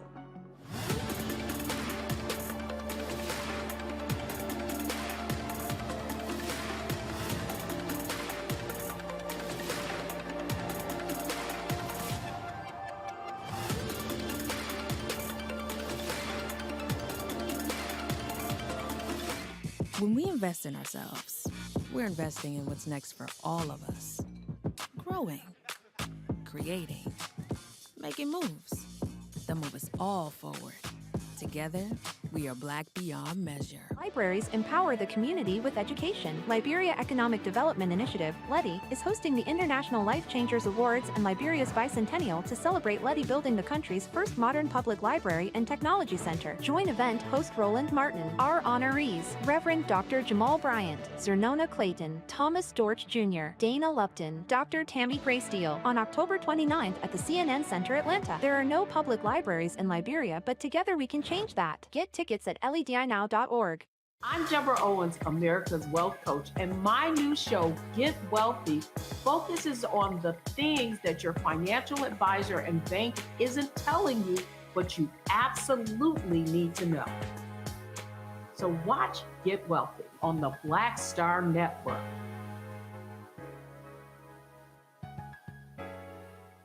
When you talk about blackness and what happens in black culture, we're about covering these things that matter to us, speaking to our issues and concerns. This is a genuine people-powered movement. There's a lot of stuff that we're not getting. You get it, and you spread the word. We wish to plead our own cause.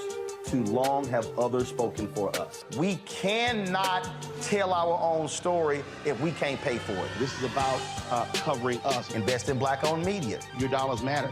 We don't have to keep asking them to cover our stuff. So please support us in what we do, folks. We want to hit 2,000 people, $50 this month, raise $100,000. We're behind 100,000, so we want to hit that. Y'all money makes this possible. Check some money orders. Go to P.O. Box 57196, Washington, D.C. 20037-0196. The Cash App is $RM Unfiltered. PayPal is R Martin Unfiltered. Venmo is RM Unfiltered. Zelle is Roland at RolandSMartin.com. Hey, I'm Antonique Smith. Hey, I'm Arnaz James. Hi, this is Cheryl Lee Ralph, and you are watching Roland Martin, Unfiltered. I mean, could it be any other way? Really? It's Roland Martin.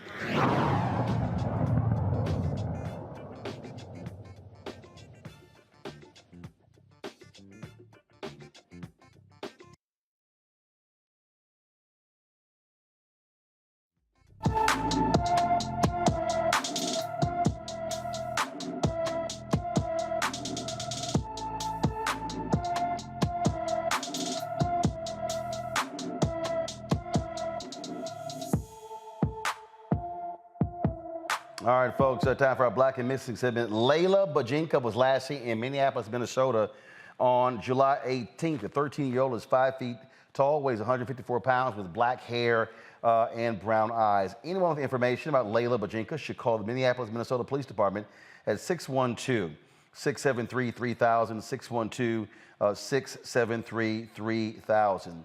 A former Louisville, Kentucky corrections officer gets convicted of using excessive force.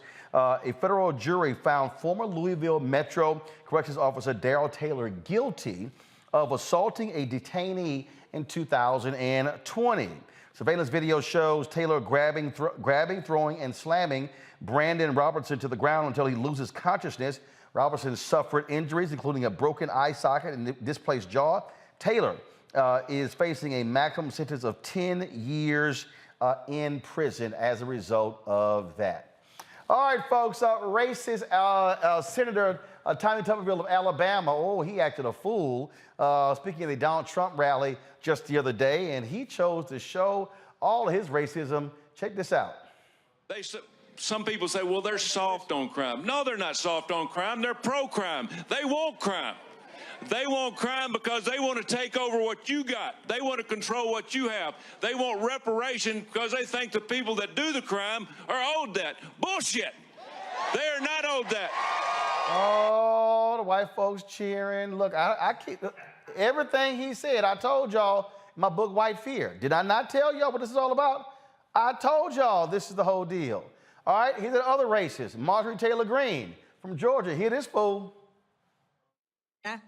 Joe Biden's 5 million illegal aliens are on the verge of replacing you, replacing your jobs, and replacing your kids in school. And coming from all over the world, they're also replacing your culture. And that's not great for America. Oh, they're replacing you and your culture. Y'all now understand my book, White Fear. White Fear, how the brownie Americans making white folks lose their minds. Hello. They are just speaking point blank. Now, that's what we always seeing. And the thing here, Congo, is they're showing who they are. And guess what? That's the Republican Party. That's their voters. And so what Tuberville is saying, what Marjorie Taylor Greene is saying, it's not out of the ordinary. This is who today's Republican Party is. Because those folks cheering, those are their voters. They are absolutely pushing those buttons of white fear. It's what Dr. Maya Angelou said. When someone shows you who they are, believe them. And not only believe them the first time. And to be quite honest, Roland, I mean, we've been doing this, not you in turn, I'm talking about mainstream media, at least since Trump was running. All of this, oh my gosh, I can't believe this. How could they? Blah, blah, blah. They don't call them out. They just keep putting these guys on to get ratings. And you have been one of the few people out there who's been calling it out, actually attacking them every time it's set. And on top of that, helping black people understand a mobilization plan to fight this. Because there are no more dog whistles. Everything is a bullhorn now.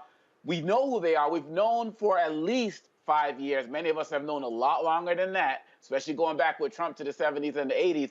The question becomes, what are we willing to do about it? What pressure are we putting on their sponsors? What are people doing in this mainstream media to give other people like Marcus Flowers, who's running against Marjorie Taylor Greene, a platform to be able to speak up, who's a dedicated citizen of this country doing incredible work? The media, what was the former head of CBS who said, like, the Trump circus may be bad for America, but it's great for CBS and its ratings? They're doing it all over again. And we have to use every platform that we have to attack them verbally, to call them out, to call out their sponsors, and most importantly, mobilize to vote, because they are showing clearly that they want to take us back and take any rights. And look, and Tuberville, a man who, exploited black people through football, and that was your claim to fame. We don't want what you got. We just want equality, and just get out of our way, and we're going to keep doing what we need to do.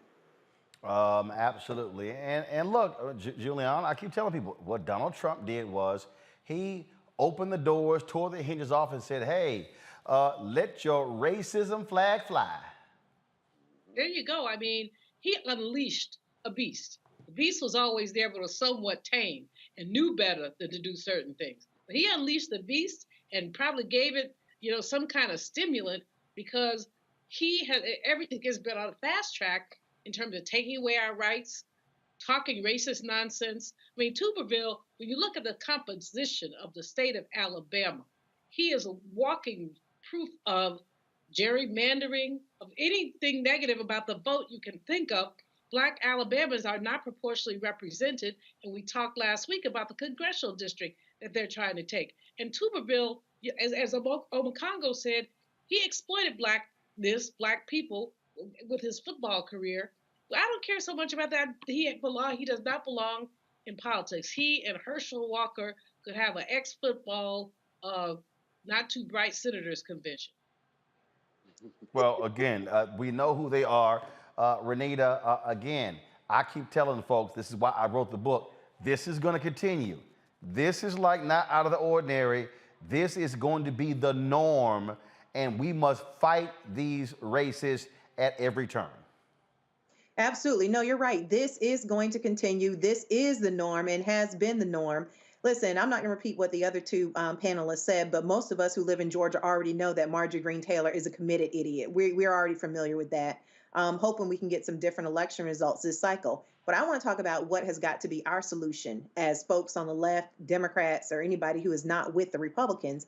And I think that has got to be, centering issues that matter to Black voters and talking about issues that Black voters want solved in their communities. Because right now we continue to see that, Democrats are, while they're running campaigns about how much they can reach across the aisle and work with the Republicans, you never see Republicans doing that. They're not running on being bipartisan. They are running on continuing to make boogeymen out of Black people. And that is how they are ginning up their base. We have got to be centering things that people want to hear about, like what we're going to do about police accountability issues, what we are going to do about getting reparations. Black folks are the majority of the Democratic Party, and that means that we need to have Black candidates who are talking about Black issues squarely and directly to get our folks up and out and ready to vote. Oh, absolutely. And that's what needs to happen. And so now we must also understand, y'all, the chaos agents that are designed to, frankly, not support what we do. In case in point, that idiot fool Kanye West. Now I told y'all when that fool wore his little White Lives Matter shirt with that other dumbass Candace Owens, I wasn't wasting my time dealing with those fools. But I told y'all what happens when you give folk attention. So Kanye West goes on Fox News, sits down with Tucker Carlson, and oh my Lord, the folk at Fox News just praised him up and down, called this man, oh, how he was a genius, incredible. If y'all want to see white love, y'all want to see Kanye West's white love? Remember Charlemagne said Kanye's whole focus is he desperately seeks white validation. Ooh, the white nationalists at Fox News gave him all the white validation he needed. This is a compilation put together by Media Matters. I was blown away by Kanye West. I really was. It was fascinating. This was an unvarnished, authentic. We've rarely heard a man speak so honestly and so movingly about what he believes. Kanye West is wise, he's unique, and certainly he's fearless. He's a very important voice. There's such authenticity to that it just makes me want to hear more. Speaking truth to power, calling things out, and Kanye West does that. He speaks truth to power. He is one smart guy. Is Kanye trying to be a force for good? Absolutely. Yeah, he is. Very special intellectual renaissance. When you consider like people like Tucker or Kanye. Kanye's genius. I'm going to make an analogy. Kunta Kinte and Roots. They got him out on a tree and they're whipping him. What's your name? And they want him to say left-wing liberal. Kanye West refuses to live in that box. I mean, you can't help but like him because he is not apologetic. Yeah. Have I reached Alex Jones territory yet? No, I think you're telling the truth. Okay. And that's okay if you do. I think he's dead on this one. I know for me, it just made me think, man, we could reach so many more people with this powerful movement that believes in freedom. I know that what I'm listening to is unique and interesting. If Kanye West believes it, imagine how many more people out there maybe aren't talking about it, but would like to. Ye West threatening to go to war with Jewish people on Twitter. He appears to imply Diddy, a fellow rapper, was controlled by the Jews on Instagram. Boy, ain't that one pretty funny. Boy, did y'all just hear how these folks just lost their minds? Oh, Lord have mercy. Kanye is like Black Jesus to them. I mean, they just were beside themselves for the praise and love of Lil Kanye. This is when things change, y'all. It was when Kanye decided to drop this tweet here. Remember, he was attacking Diddy back and forth, and Diddy fired back at him. So Kanye went ahead and decided to drop this tweet here. This is where things change. I'm a bit sleepy tonight, but when I wake up, I'm going DEFCON 3 on Jewish people. The funny thing is, I actually can't be anti-Semitic because Black people are actually Jew also. You guys have toyed with me and tried to blackball anyone who ever opposes your agenda. Well, that didn't sit too well with the folks at Instagram and the folks at Twitter. So he got thrown in Instagram and Twitter jail.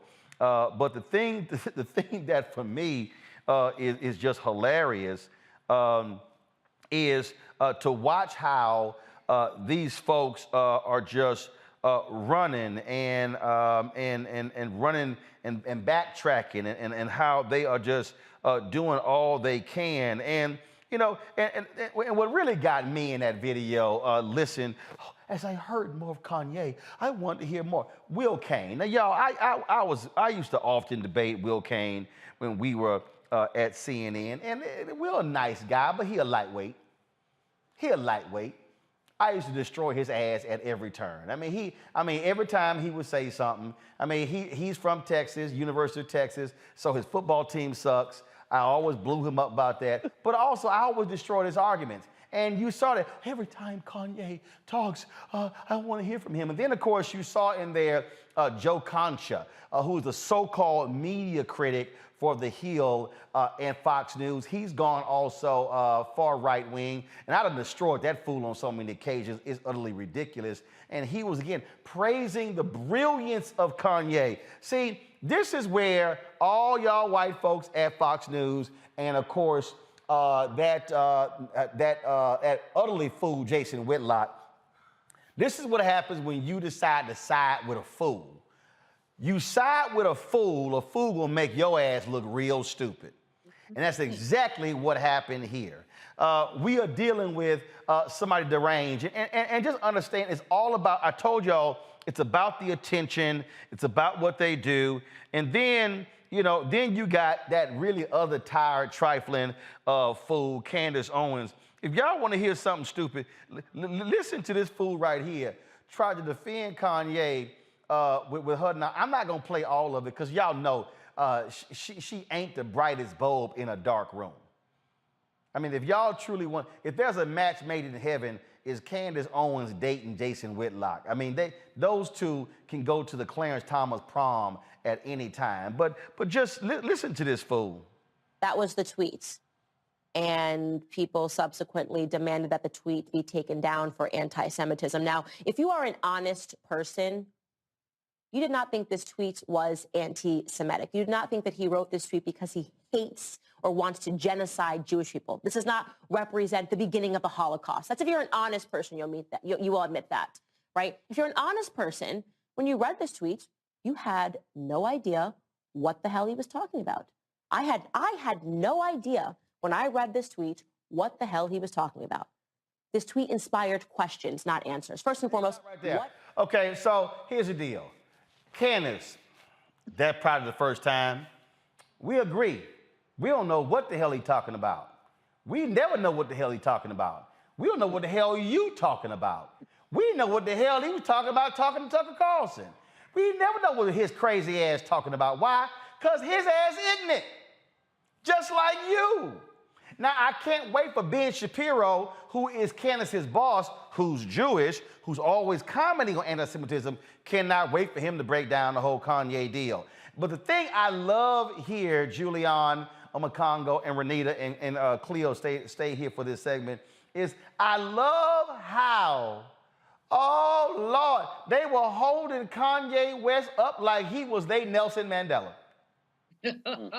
And then when they sided with a fool, Julian, it was kind of like, it was sort of like that beam from The Simpsons, you know, back into the bush, like, what the hell are we thinking? They all running now, and trust me, they ain't gonna be praising Kanye when he goes full ignorant ass Kanye. Go ahead. You know, it's hilarious, Roland, because I couldn't believe the clips you compiled were these folks who, not that they're bright or anything, but should have known better than to praise Kanye to the heavens. All I have to say about him is this. I am certain that his mama is rolling over her grave. She was a serious Black woman academic, taught African-American studies. I'm sure something happened to him somewhere along the way, perhaps when she passed, but his... No, it wasn't when the boy got a mental... He's mentally sick, and we're going to call it what it is, and I guess he's trying to get the Mel Gibson Lifetime Achievement Award. For insanity? I don't know what the hell he's doing, but I'm going to call it what it is. But what I'm not going to do is call this fool his intellectual prowess and all those phrases them dumbasses at Fox News was throwing around. I mean, the boy done said he don't read books. See, this is what happens when y'all keep calling everybody a genius. Just because your ass make music don't make you a genius. So maybe you want to say a musical genius or whatever, but for me, I don't really give a damn other than probably 2 or 3 songs he got, but that's just me. But on Congo, that's what you're dealing with. He's a fool. And when you see Fox News praising anybody black, we need to have a big old neon sign. Beware, praise of the Negro at Fox News. No doubt. I mean, for them, I mean, he's the rap version of Herschel Walker, to be quite honest. And really, at the end of the day, what Candace Owens was doing, that was also kind of a CYA moment, because she was kind of backtracking because she didn't want people coming for her with this anti-Semitic smoke as well. And when you see what's happening with Tucker Carlson and all of these guys, they will do anything to pick any one black person, call them a free thinker, call them liberated. Jason Whitlock had that Kunta Kinte comment. And really, at the end of the day, what bothers me about a lot of this is the way that Kanye is being shut down for his anti-Semitic comments, which he should, but has not gotten the same level of disdain and being shut down in these spaces like Instagram and Twitter for his anti-blackness.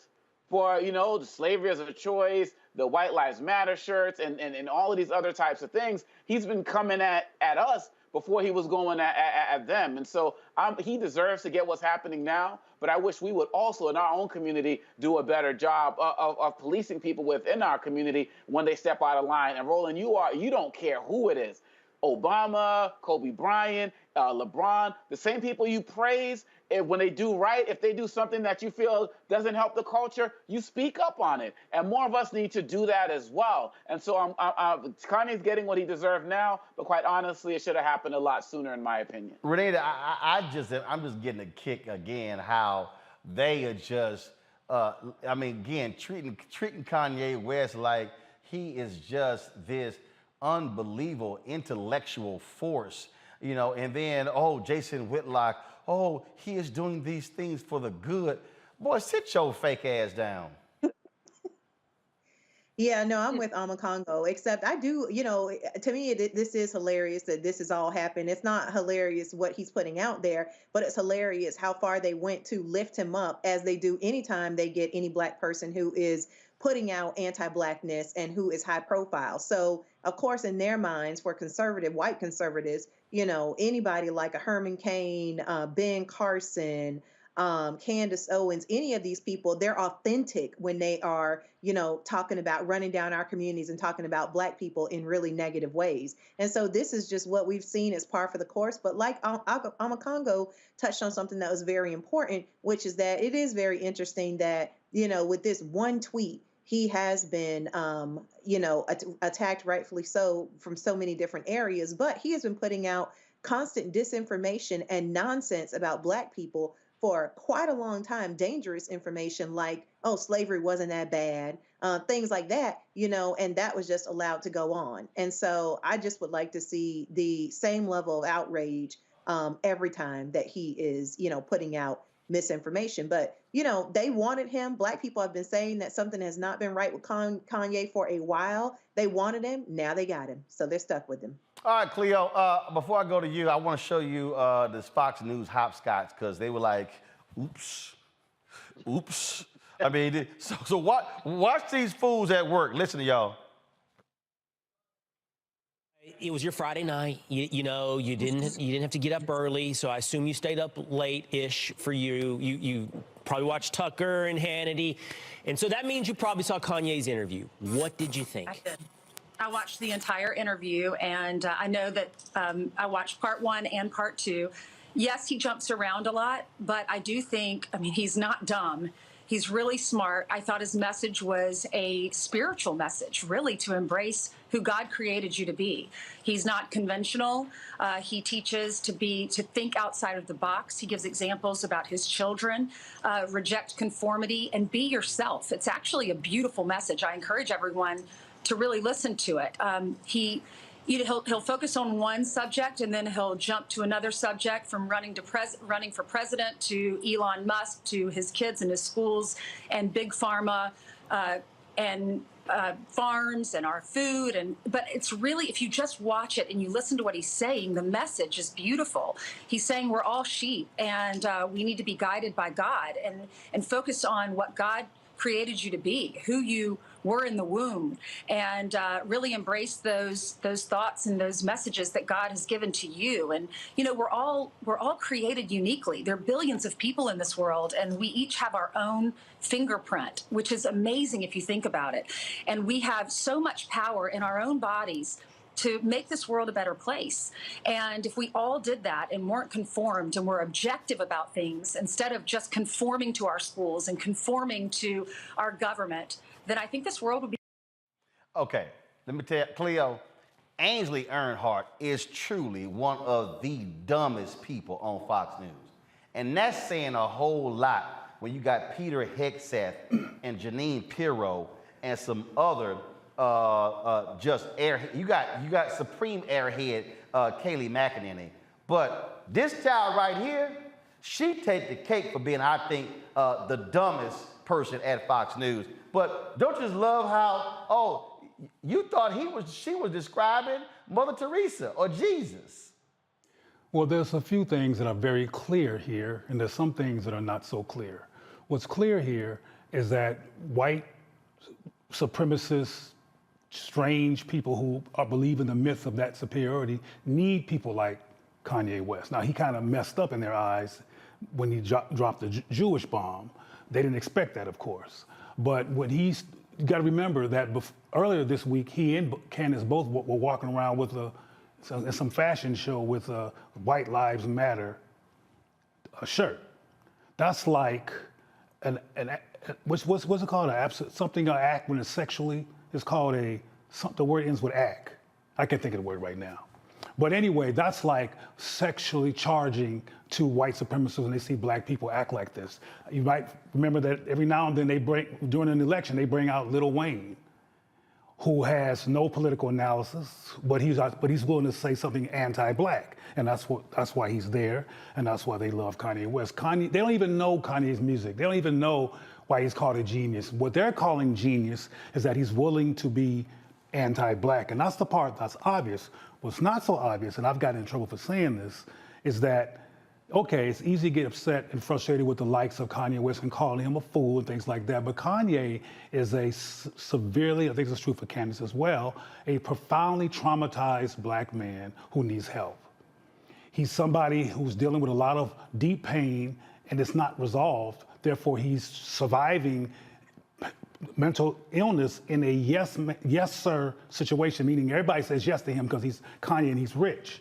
But the bottom line is there's some very devastating blows that happened to Kanye that I think we need to take a look at. For example, he tried to show racism in the Republican Party and in the presidency when he said George Bush didn't like black folks back during. Yeah, so George Bush hates black people. After that, he tried to expose racism in the video award system when Taylor Smith, I think her name was, got an award that he thought Beyonce should have gotten, and that it was racist. And in both instances, when he stepped out from the system and said something for black people, he got crickets. Not only did he get crickets, follow me, the first black president of the United States called him a jackass. I believe personally that along with his mother dying, were very, very traumatizing and confusing for him, and he finally got to the point of, F y'all, I'm gonna go to the other side. And though Obama dissed him, Trump embraced him. And that was his unconscious, unfortunate revenge for having been dissed by the first black president. Now, I'm not justifying nothing.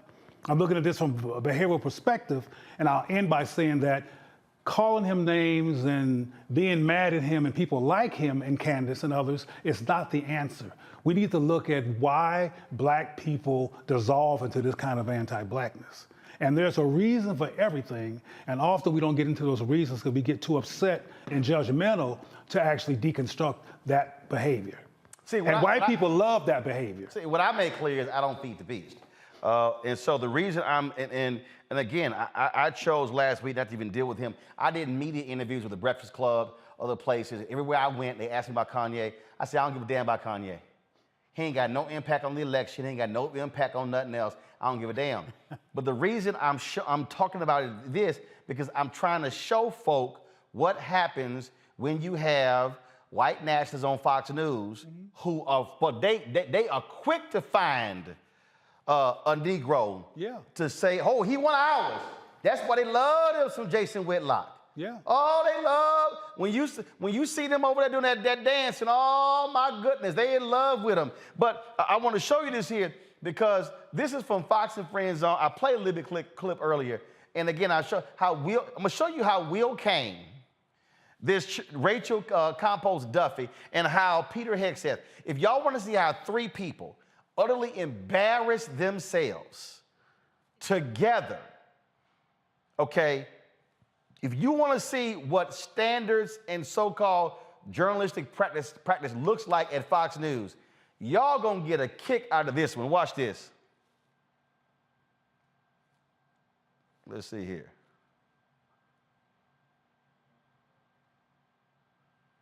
Hold on one second. I'm gonna come back to me. I'm gonna see if I had it set up. Cause when I saw this story, y'all, when I said I hollered, I'm talking about I hollered because they were having a conversation. They were having a conversation about the tweets. But then what happened was they hadn't actually read them. And then they were told, so watch this. See if I can skip this ad. Okay. All right. I'm trying to skip this ad here. They got all these ads on here. Okay, here we go. Did y'all have it now? The last several years is, and I don't know, because I haven't seen these posts by Kanye. Something is branded racist or anti-Semitic, you know what I mean? But you never really see the original source material because in a media account of it, they don't repeat whatever it is. Right. This is a real trend over the last couple of years where the headline will say a certain thing and then you read the article and the article is conclusive, meaning it was racist, it was anti-Semitic, but the supporting evidence is never provided. And the only reason I say that is because I don't trust everybody making the calls. I'm not saying it wasn't anti-Semitic. I don't know because I don't get to see the original source material. It's censored. Okay, y'all, it was available to be seen. So Will Kane literally went on television to discuss a topic and then said, oh, I didn't see it, but I'm about to opine on it, and it's wrong, it got taken down, although I never saw it. Okay. I think that the new journalistic standard is don't repeat it if it is considered racist or anti-Semitic or whatever it may be. So therefore, just as a consumer, you don't ever, you just have to trust the storyteller. Yeah. You don't actually get to see the story. Well, I'm sorry. Okay, I'm sorry, y'all. This fool just said, sorry, y'all, I ain't read the tweet, but I'm discussing the tweet I haven't read.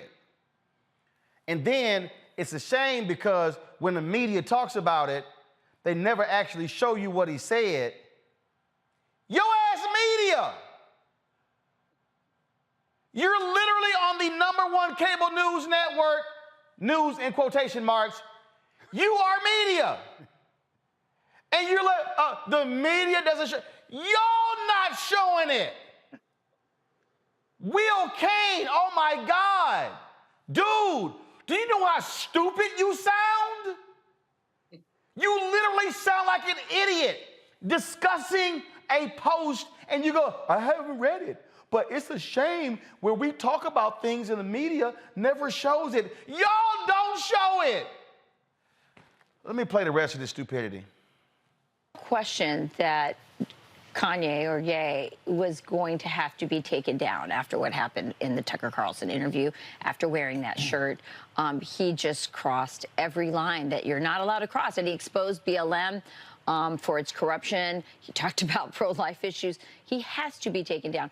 My understanding, Will, of what he said is that he claimed that his buddy P. Diddy, who you saw there in the Instagram post, was being controlled by Jewish, corporate Hollywood types. That was what I understand what was the statement, which then they said was anti-Semitic and, referenced some tropes. And so then they had to cut him down. Again, we're in this weird era where people can't just say what they want to say and take responsibility, you know, for what they said, whether it's with the sale of his shirts or his companies, whatever. But this idea that you have to just shut down his account is just, it's totally totalitarian, totally anti-American.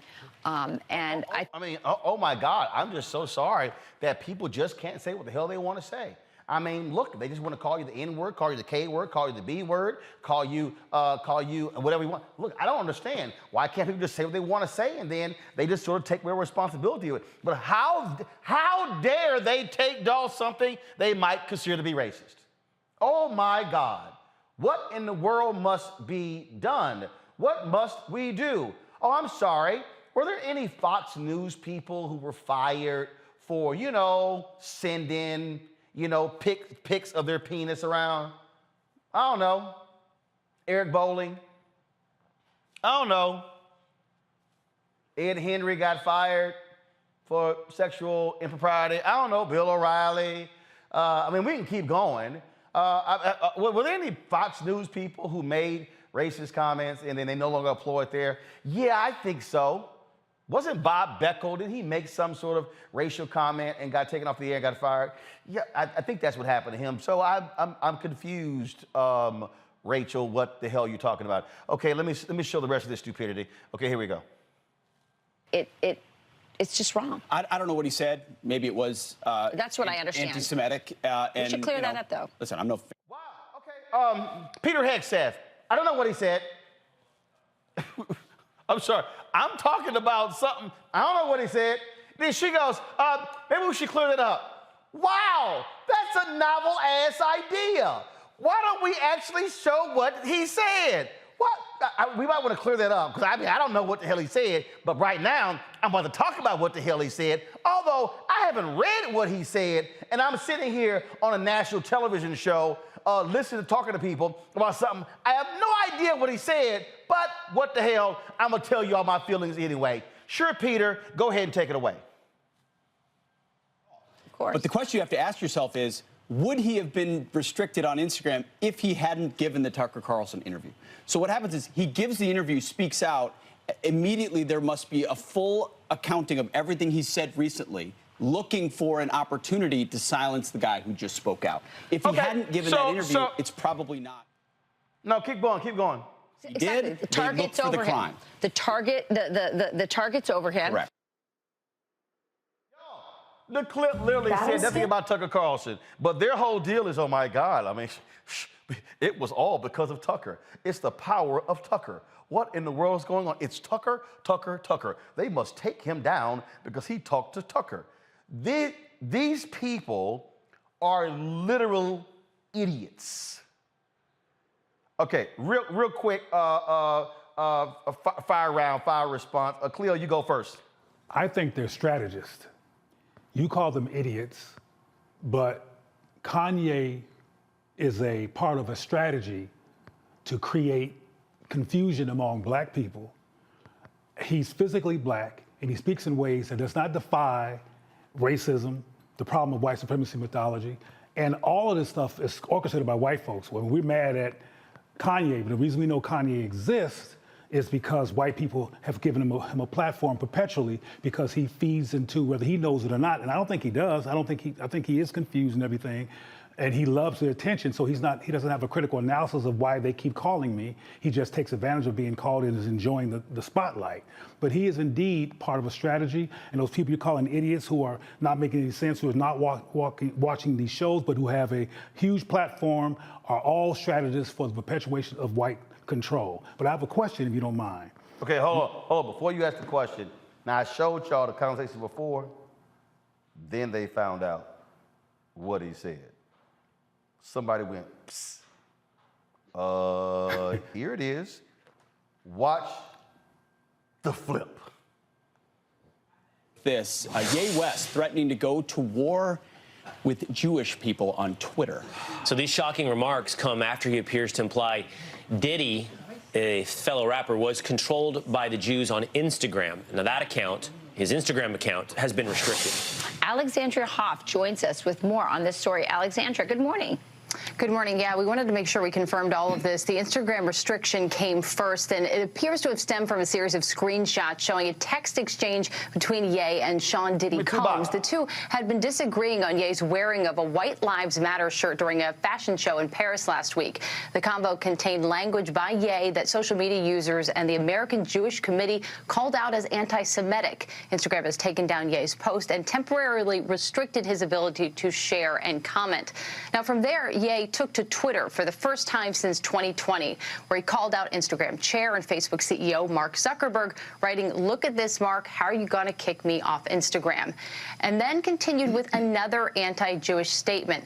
The tweet has since been deleted by the company for violating Twitter's rules. We reached out for confirmation of that, but the Times of Israel and the Daily Mail shared it. It read, "I'm a bit sleepy tonight, but when I wake up, I'm going DEFCON 3 on Jewish people. The funny thing is I actually can't be anti-Semitic because black people are actually Jew. Also, you guys have toyed with me and tried to blackball anyone who ever opposes your agenda." Now, that was followed by another tweet, quote, "Who you think created cancel culture?" And that second tweet, it does remain up. It's unclear right now how long Ye's Instagram will remain restricted. The American Jewish Committee shared on their Instagram account, writing, quote, "Kanye West should figure out how to make a point without using anti-Semitism." Well, Rachel, Pete. All right. Thank you, Alexandra. Yeah. Thank you. Yeah. Thank you. Unfortunate. I mean, there's no. Pretty ugly. It's ugly. Yeah. But we talked about it earlier without knowing about these tweets and saying, of course, they're going to put a target after what he said with Tucker. There's going to be a target on him, no doubt. Yeah. But in this particular case, I mean, he brought the target with that. And then the question is, should he be removed from Instagram, and who gets to decide that, or Facebook or whatever? And I think that's the question, not just about Kanye, about everybody. You know, what are the standards? Who sets the standards? And how is social media being monitored? And one could argue, if you are really interested in exposing and diminishing racism or anti-Semitism in the world, that you're better off knowing that it exists. And if we pursue a policy or a culture in the world where we constantly silence, censor, and cancel, you don't know what exists underneath the surface. That's a good point. So to your point, Rachel, condemnable sentiments from Kanye West. What is the appropriate reaction? Meaning, is censorship and silence the appropriate reaction to actually accomplish a goal? I can't listen to this bullshit anymore. Y'all saw how they shift? Oh my God, these. Oh my goodness. You saw how the tone shifted? Right now, let's go to breaking news. We've actually discovered what Kanye said. We looked like complete assholes a little bit earlier, so therefore I must change the tone in my voice because now this thing is a lot more serious than I thought. A little bit earlier, I was playing around, joking around, just sort of like being flippant about it, but oh my goodness, I saw what he said, and Jesus, my goodness, what are my Jewish friends and colleagues gonna say now? Because I look like an asshole defending him just 30 minutes earlier because I was too stupid to go on the air to actually read the stuff first. Now, my goodness, I mean, the things that he said, that was just, I can't believe it. I mean, my goodness, what, we thought they were going to take him down because of Tucker, but looks like he just sort of took himself down. I told y'all, these are ignorant people, and yes, Cleo is right. It is by design how they are appealing to their white audience. But you see what happens. You saw in real time how Fox News will go on the air, no facts, no information, check nothing, and then opine and trash everybody as being wrong, and then go, oh my goodness, look what the fool said. Now we must change our tone because now this thing is serious. Cleo, go ahead.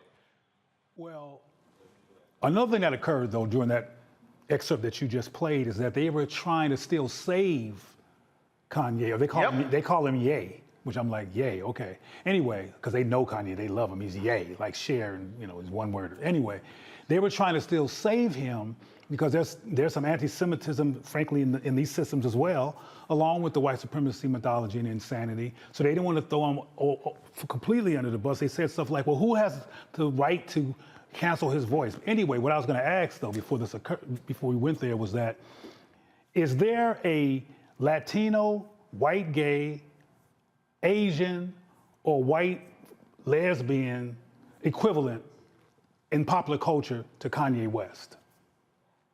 Well, first of all, I mean, you do have white artists, you've got gay artists, you got Latino artists. So, but I know, but the equivalent. Well, first of all, when you say equivalent, you got somebody who's in music. He was married to a Kardashian. He's got fashion lines. So I mean, so that's it's not a comparison. They will bring in Lil Wayne with no record on the charts. Again, or no nothing. But you understand what agenda is. I mean, that's you know exactly what their agenda is. The thing here, Omakongo, that jumps out at me. You saw how they oh my goodness. I mean, we look like fools. This is what happens when you go on air. Know what the hell you talk about. All they had to do was lead with that woman who brought in the actual tweet, and their whole conversation would have been different. But they can't help who they are. And this is the same thing that Republican Congress folks do whenever a comment's made. Oh, I haven't read the transcript, or I haven't said it. Then when they get exposed to it, they say, oh, maybe I would have said it differently.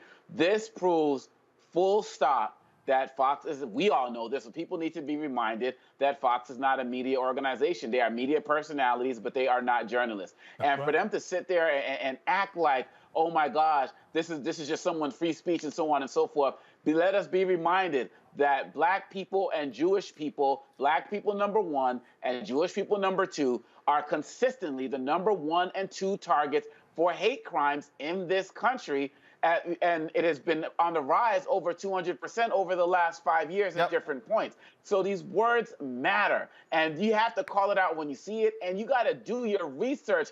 Number one network out there. So I'm glad they got exposed like that, but people need to start calling them out just as much as we're calling out Ye, because they gave him a platform to spread that ignorance. And what they tried to do there, Renita, is to make it all about Tucker Carlson, which is all about themselves, serving their self-serving interests. Well, no, he was the fool who made the comments.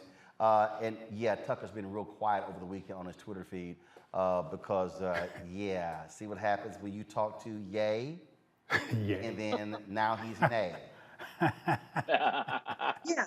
And you know what? The thing is that anti-Semitism is rampant on the right. And they agree with the values of anti-Semitism, but they can't say it because white supremacy knows today that they have got to keep every white-looking person, white-adjacent person, anybody who's willing to roll around in white supremacy, they need all the numbers because others, like, black and brown folks, we are outnumbering them. And so they're trying to keep every single bit of everybody that they can, even if they have to take a mini break away from that person.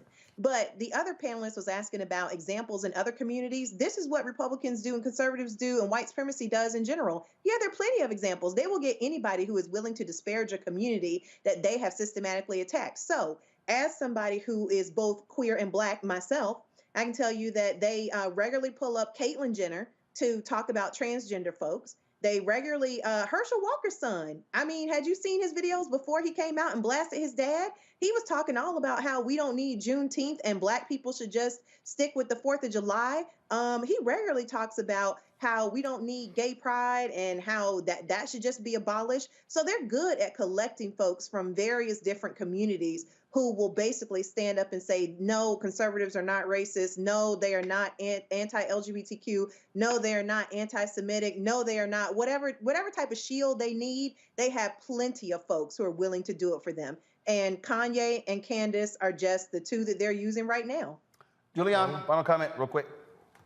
Sure. I mean, I think that I agree with Cleo that this is all about strategy and about ways to get black people at each other. I've discussed it with Kanye West, but I've been discussing with him for a long time. But that fact that Fox News missed a Bojangles rap of, okay, I'm going forward, I'm going back. They've already indicted themselves. Most of us don't pay them any mind. Candace Owens needs to be put up somewhere because what she said was silly. It was really silly. It made no sense at all. But this whole thing at some level makes no sense and is silly. We look at the state of Black America, the state of us in this economy.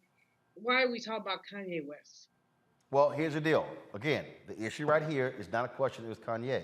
It's understanding the folks who want to harm black people, who they want to amplify and promote as being having intellectual prowess, and somehow let's listen to them. And that's why I keep trying to tell people it's a danger when you listen to fools just because they are entertainer. No, it's a whole bunch of entertainers out there who are actually informed, a Jesse Williams, someone along those lines. I have never, ever look to Kanye West for any critical thought on a damn thing, and never will. Cleveland, I certainly appreciate it. Thanks a lot. Folks, got to go to break. We come back.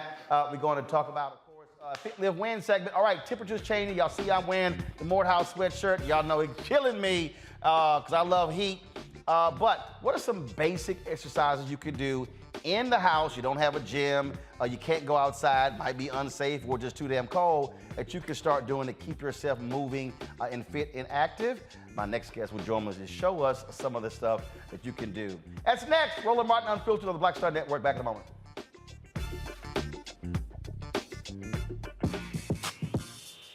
When we invest in ourselves, our glow, our vision, our vibe, we all shine. Together, we are black beyond measure. Hi, I'm Dr. Jackie Hood Martin, and I have a question for you. Ever feel as if your life is teetering and the weight and pressure of the world is consistently on your shoulders? Well, let me tell you, living a balanced life isn't easy. Join me each Tuesday on Black Star Network for A Balanced Life with Dr. Jackie. We'll laugh together, cry together, pull ourselves together, and cheer each other on. So join me for new shows each Tuesday on Black Star Network, A Balanced Life with Dr. Jackie.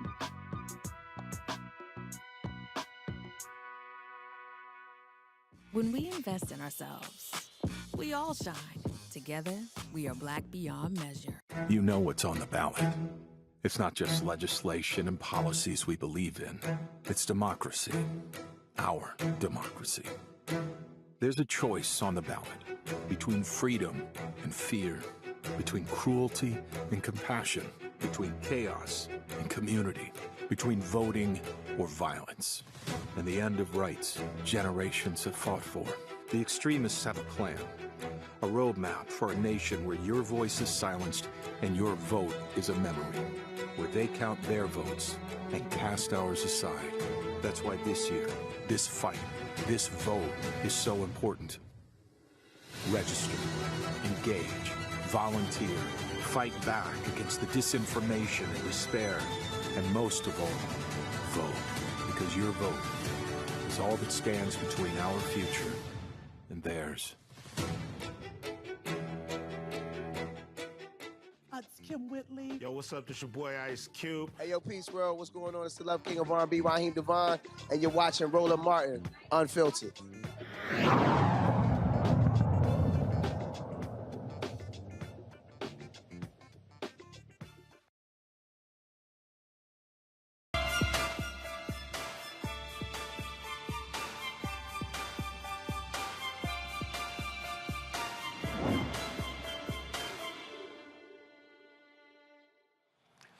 All right, folks, Fit, Live, Win is every single Monday, and, you know, temperature's changing already. It's like right now, it's in the like high 50s, low 60s here in D.C. Fall has arrived, and we're seeing what's happening. And so the reality is a lot of people have been spending all their time outdoors, but now they're going to go indoors. What typically happens is we go indoors, we're hibernating, not moving as much, not being as active. Renita over there shaking her head already. She's like, yeah, you're right. So the question is, all right, what do we do, okay, if we're now indoors a lot more? We don't have home gyms. We don't have treadmills inside. So I called up Asia Johnson and said, hey, let's talk about that. She joins us right now. What's happening? Hello. Thank you for having me. All right, then. So you always, of course, she's always on her Instagram page, just sitting here working, lifting weights, doing all kind of stuff. You know, she be Miss Workout Queen, everything like that, showing everybody her abs and all that good stuff. But the thing here is this here, and again, what we're talking about here, for a lot of people, again, weather changes, they stay inside, they're not moving, they're more sedentary. But folks also can't afford. Some people don't want to go to the gym. Again, that's got to drive somewhere, or they can't afford it, can't afford a home gym. And so what are some things that people can do that's real basic, low cost, in their home, not a lot of space, to be able to still stay active? So first, before we talk about some exercises, talk about the importance of keeping moving. Okay. So yeah, you want to make sure that you're always moving. It's like a door handle, right? A hinge.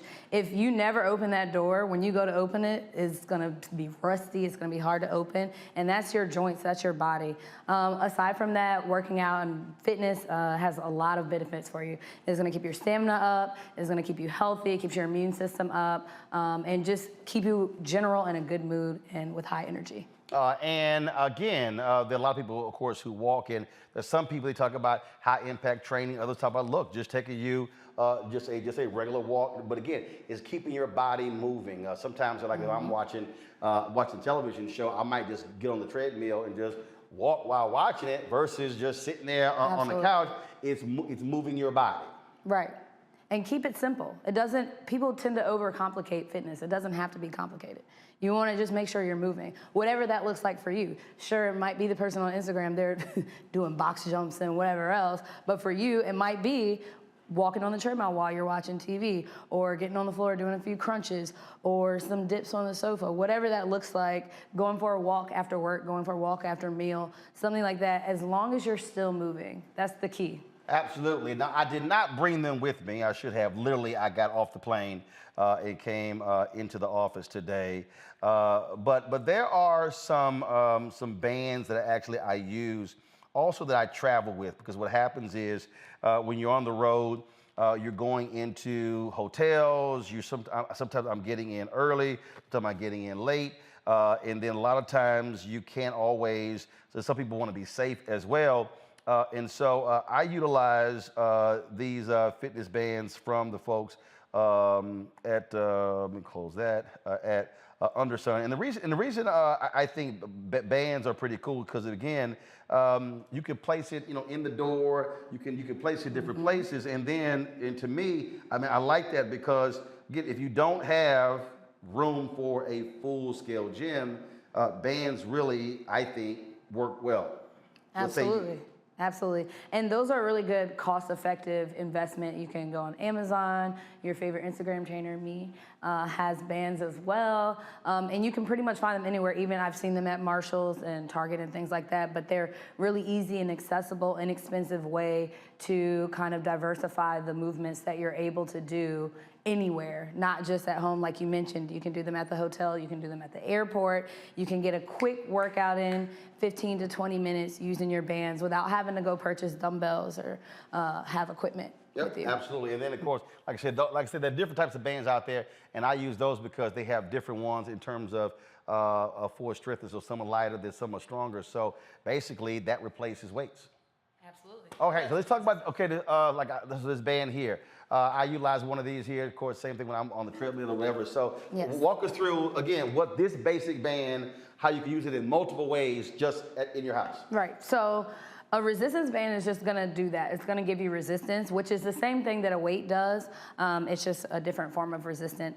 Like I said, I love these because they're super convenient and inexpensive. So you can do basic things. The best that I love is having it right here, right like mid-thigh, a little bit above your knee, and you just want to come out. You can do squats here, and that resistance is going to activate your glutes, your thighs, your hamstrings. See, I could already hear Julianne going, "Oh my God, no!" See, I could already hear her right now just squealing in pain.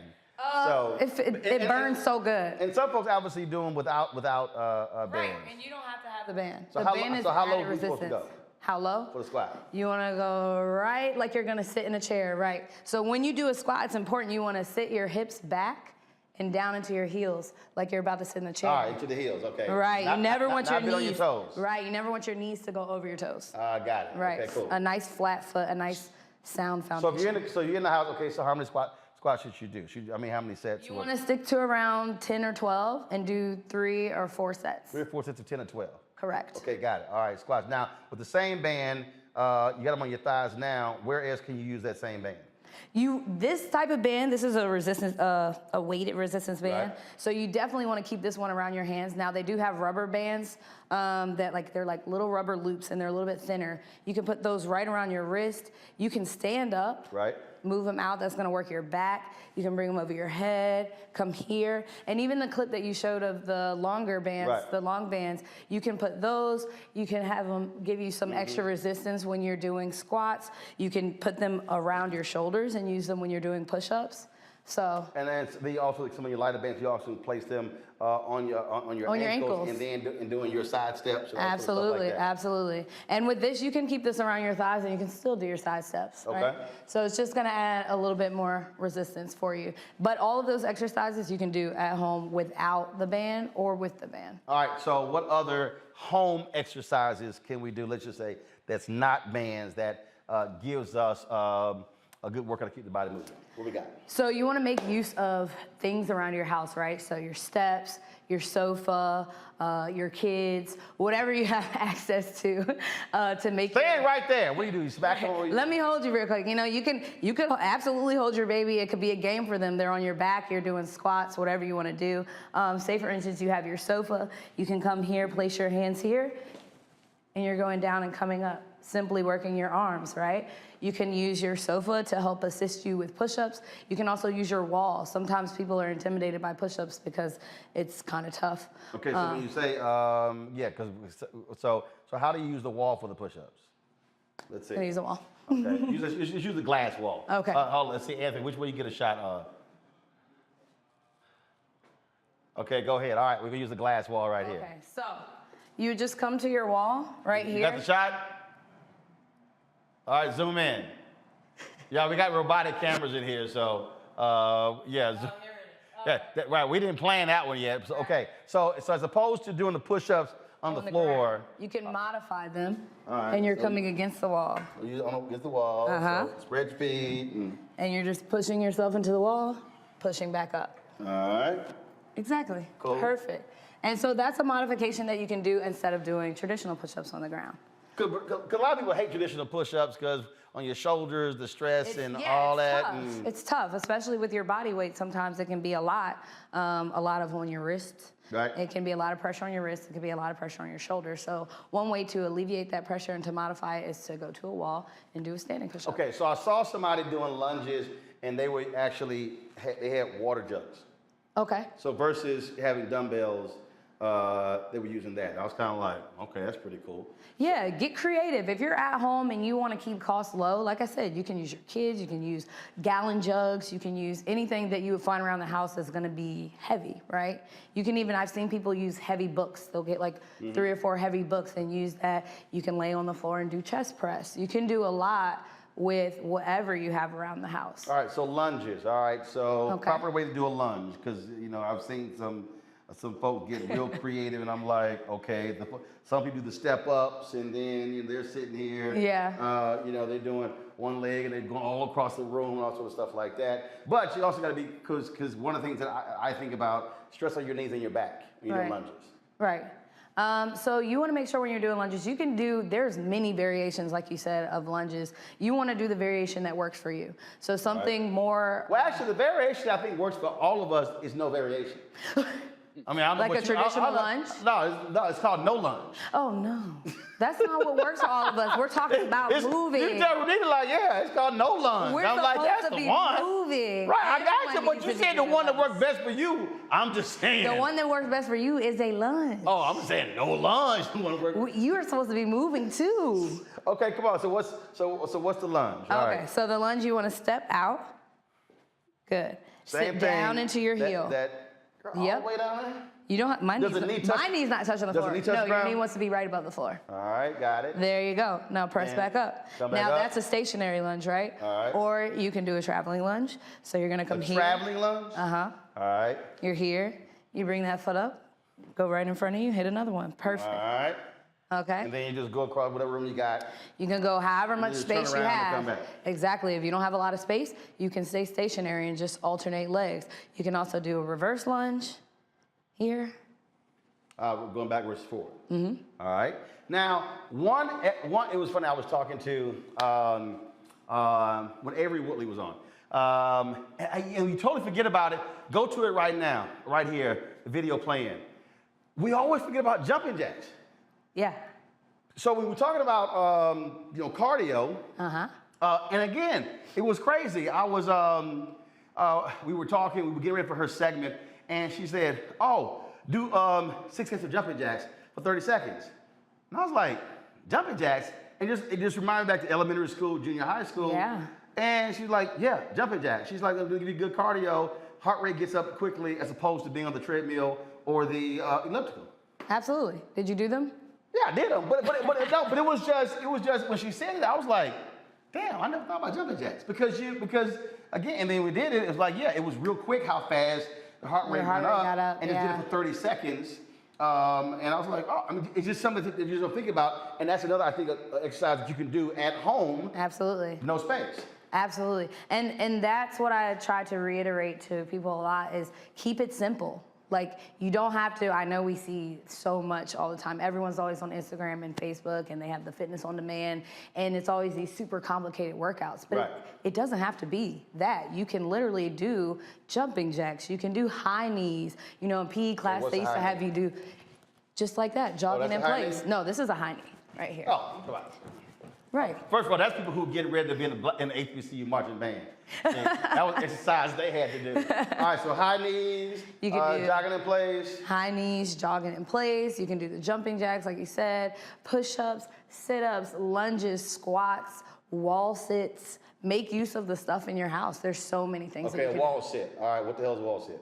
It's exactly what it sounds like. So the wall is supporting your weight, right? And you're sitting here, and that's gonna. You're going that low? You can go as low as your body will allow you. Wait, it was so funny. I think it was Avery and Jim Jones. They were like, "Yeah, Roland, you're not going low enough." They're like, "That's a wall sit." It's like, no, that ain't it. That ain't it. So you ain't going low enough. You want to get low enough that it's engaging your core, it's engaging your hamstrings. Oh, and I was feeling the hamstrings, and I kept telling, "How you gonna tell me I wasn't going low enough when I felt those damn things 3 days later?" I'm like, I was going low enough. Well, you have to push yourself sometimes. Gotcha. All right, let's see questions. Renita been shaking her head the whole damn time. So you go ahead and get the first question, Renita. Listen, I'm trying to do better, and I appreciate these segments you do every Monday to help us all do better. So my question is this: if you only have 15 minutes, what would you suggest somebody does? Because you'll hear people on Instagram talk about if you squats fix everything, just do squats, just do squats. So if you only have 15 minutes, what would you do? All right, 15 minutes is all you got. All right, and that's a good one because sometimes, like when I'm rushing and I did get my workout in the morning, calls start coming in, and it's like I got to come in here, and I'm like, damn, I can't do an hour, and you talk yourself out of working out as opposed to saying, you know what? And something I was like, you know what? You just do 30 versus the hour. But you got 15. All right, so let's see, what should we do in 15 minutes? In 15 minutes, you can do something really quick and simple. You want to do full body workout, right? So you might start with something that's cardio to get your heart rate up, get that blood pumping. So let's say jumping jacks. So you can say jumping jacks, right? After that, you want to work your core, right? Okay, so we're doing jumping jacks. All right, here, or are we doing the full arm and stuff? It all depends on what your body will allow you to do. Cool. So everybody's at different fitness levels. You should do what's comfortable for you. Not comfortable in the sense that you're like, oh yeah, this is good, that's all I'm gonna do. But comfortable in the sense that my body will allow me to do All right, jumping jacks. Okay, jumping jacks. Then we want to throw in some core. So you can do sit-ups, you can do planks, one or the other. There are lots of different plank variations, lots of different sit-up, lots of different sit-up variations. But I do a plank before I do a burpee. Okay. Okay. Then we want to hit the legs. Might want to hit the back as well. So we might mix something together. We might come here and just do a simple fly, right? And then go into nothing in our hands, just our hands, and then go into a squat. Okay. Okay. So jumping jacks. You said jumping jacks. Some kind of core workout. Trying to be like Spider-Man or something. When you do that, you want to make sure you're facing the ground and you're squeeze at the top, come down.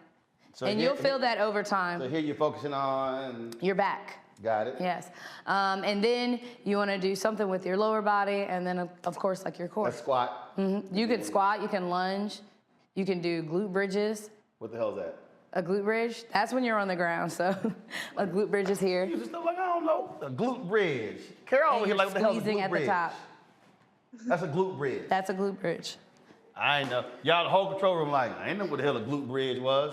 Okay, all right.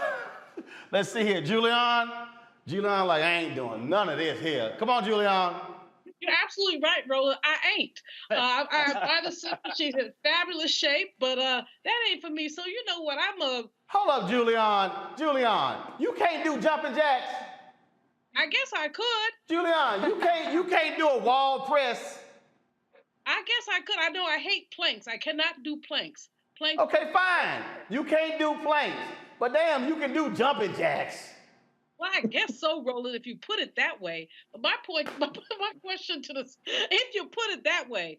Julian, this segment is purposely designed for folk like you, okay? I done brought Asia here to do some basic damn stuff, and you like, that band, I don't know about that on my thighs, those jumping jacks, ain't it? How hard to put a band and just do this? The band might hurt, Roland. Girl, don't ask your question. I guess my question is obvious. Well, not really. What can you do that does not require that much effort, but you still want to stay in shape? What can you do that don't require any work? I said minimal. This is minimal. Is there anything less minimal than that? No. Is there anything that's less minimal than that? No. We are giving you, Asia is giving you the absolute basics. No. Come on, ask your question, man. Lord have mercy. Thank you, Asia, for all you're doing to get people moving and committed to themselves. Going into the winter, my question is, what do you suggest? Everyone's going online, YouTube, Instagram, looking for workouts, but a lot of people showing these workouts are not qualified to do it. So people are injuring themselves because they're watching people who don't know what they're doing. Do you have any suggestions on how to find the right people on the platforms that people prefer? Absolutely. So when it comes to Instagram workouts, I would say be very mindful. Go look through your trainer's profile, see if they have anything posted about their certification. Boom, let's start right there, because I get tired of all these old IG trainers. Right. You ain't doing that exercise right. And I'm like, hey, the damn exercise on your Instagram. Shut your ass up. Right. So you want to make sure they're always certified. If you don't see it on their page, you absolutely want to follow what they're doing. Ask them. I definitely recommend at some point you don't have to stay with the trainer, even though I'm a big person for advocate for having a trainer, because even as you progress through your workout career, you can get tired, mess up your form, or just not know what you're doing, and form is bad. But when it comes to Instagram, I definitely recommend making sure that they're certified and they're not someone that just randomly started working out and it's like, oh, I'm a trainer now. Right. Because if there's one thing I say, everybody and their mama all of a sudden in the media, everybody and their damn mama a trainer. Right, so like your friend that all of a sudden got into fitness and is like, oh yeah, like I'm taking clients, like I wouldn't recommend following them. Right there, sustained. Or your friend that works out all the time, because I've seen people that work out a lot of times and they come and train with me and they're like, oh, I had no idea for years I was doing this wrong. And I'm like, yeah. So make sure that you're going to a certified, accredited trainer, even if it is on Instagram that you're looking at. All right. Okay, well, that's it. Well, first, look, I appreciate it. If folks want to follow you, where do they go? You can go to Asia J on Instagram, so it's ASIAJA with 2 Y's. All right, so there you go right there. Y'all got that's the wrong Instagram? Oh, that's my fitness page. Yeah. Well, how you not? It's on both of them. It's on both. No, you got to get it out. My agent? I got to show you how to. So you got me. Okay, the one you gave out was your personal Instagram. But I share all of my workouts on there. Right, but this is your fitness Instagram. Right. Yeah. Right, so you want to give out both of those. Okay, so you can find me at Asia J and at Aging Fit. Right, so see right there, now, this was called, this was camera right here, this is called media training. So while she was sitting giving y'all fitness training, I'm trying to give Asia media training. You give out all of your handles as well, so you can do that. All Asia also did not say, again, media training, you're taking clients?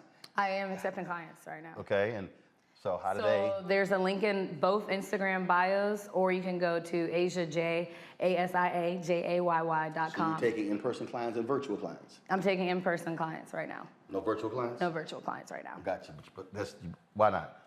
Right now? Right. Because it's full. See that you Asia, you gotta like volunteer that. So Okay, you know. so my virtual training is full right now, but I am taking in-person clients. Gotcha. All right. So when this segment is over, y'all, the media training for Asia will be continuing the additional information. So we'll let that happen. So all right, I appreciate it. Awesome. Thanks All for right, having thanks me. a bunch. All right, then that's it for us, y'all. Renita, Omakongo, Julian, I certainly appreciate y'all being on today's show. Thank you so very much. Julian, get your ass and go do some jumping jacks. It's not that hard. It's not that hard. This band, how much this band cost? 25. It's $25, Julian. It's a simple band. You can get the other bands where it's like blue, green, yellow. They lightweight. She told you. You can get a band and just stand your ass in your office and just do this. You can just do this here. And I will say this here. That is important. I'll say this here. As we get older, we should be doing several different things, stretching in terms of our shoulders and our hips because they get tighter. I can tell you, I play lots of golf. And so that's also important, which is also why, and I'm not endorsing, but just so y'all know, wherever I go, my massager travels with me everywhere. One, I fly a lot, and so when you're sitting down all the time, I'm always using this here, and that's the other thing here. Last thing, when we're working out, stretch before and after. Yes. Why? Because you want to make sure you're staying loose, your body, your muscles are warmed up. So before you begin your workout, you just don't just jump in right into it. You don't. You warm always up. want to warm up before. That's how you end up pulling something. Muscles get tight when we're sleeping, laying down, sitting. Things get tight. So you want to loosen everything up before you go right into it. Think about like a rubber band. You're not going to take an old rubber band that's been sitting around and try to stretch it around something huge because it's going to rip, right? Yep. So you want to think about your muscles the same way, kind of warm it up, get it pliable, and then begin your workout. That's why I always use my massagers, so for my hips, flexor, open them up, also for shoulders and the back as well. So this stays in my golf bag. So before I play, I use this. And cats like, man, what you doing? I'm like, no, I ain't hitting cold. Right. And so and again, folks, so this dropped right to my backpack again. I travel a lot, and I will sit here and hit my calves, my thighs, my hamstrings, my whole body. I'll be folks, they be jealous on the plane. I was like, oh, y'all should have got y'all one. But it is important for us to keep our body loose and not just jump right into it. So, all right, I appreciate it. All right, Thanks for having me. Appreciate it. All right. Again, that's it for y'all. This is for us. Renita, Omakongo, Julian, thanks a lot. Y'all don't forget, download the Black Star Network app. Available on all platforms. Android phone, Apple phone, Android TV, Apple TV, Roku, Amazon Fire TV, Xbox One, Samsung Smart TV. Also, you can join the Bring the Funk fan club. Every dollar you give goes to support this show and what we do. Yes, you can also see when you stretch, you can also reach your back. P.O. Box 57196, Washington, D.C. 20037, 0196. And no, Carol, you cannot borrow my massager. Get your own. Cash App, $RM Unfiltered. PayPal is R Martin Unfiltered. Venmo is RM Unfiltered. Zelle is Roland at RolandSMartin.com. Roland at RolandMartinUnfiltered.com.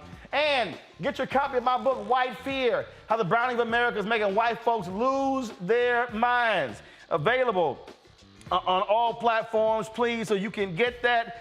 You know how we do it, y'all. And so you can also order from a black bookstore. Download it, please. You can download it as well from the great folks at, hold up, I'm doing something else, y'all. From the great folks at Audible. And last one. Let me see here. Tomorrow, I'm going to be at Morehouse College tomorrow, y'all. Of course, having the conversation there. Y'all should be seeing the flyer right there. So look forward to with my man, the Black Men's Research Institute series, with my man, my frat brother, Dr. Walter Kimbrough. So be sure to check us out. And so I'll be there. Folks, that's it. I'll see you. Where you going? Wait to get back over here. I'll see you tomorrow. Yo, where you sneaking off? Where the hell you going? All right, y'all. I'll see you tomorrow. Roland Martin Unfiltered. I was in the show. You know how I end the show? Yeah. How I end the show? I don't know. Tell she don't watch the damn show. I was in the show and I say holla, okay? Okay. And you gotta holla it. 1, 2, 3. Holla! Holla. What? That was a tired. You didn't like that? You That didn't was like a tired ass holla. I want to yell. That's the whole point. Holla like that. That's what it. She went howl. Holla. That's what I'm saying. That's what she went howl. Holla. All right. 1, 2, 3. Holla.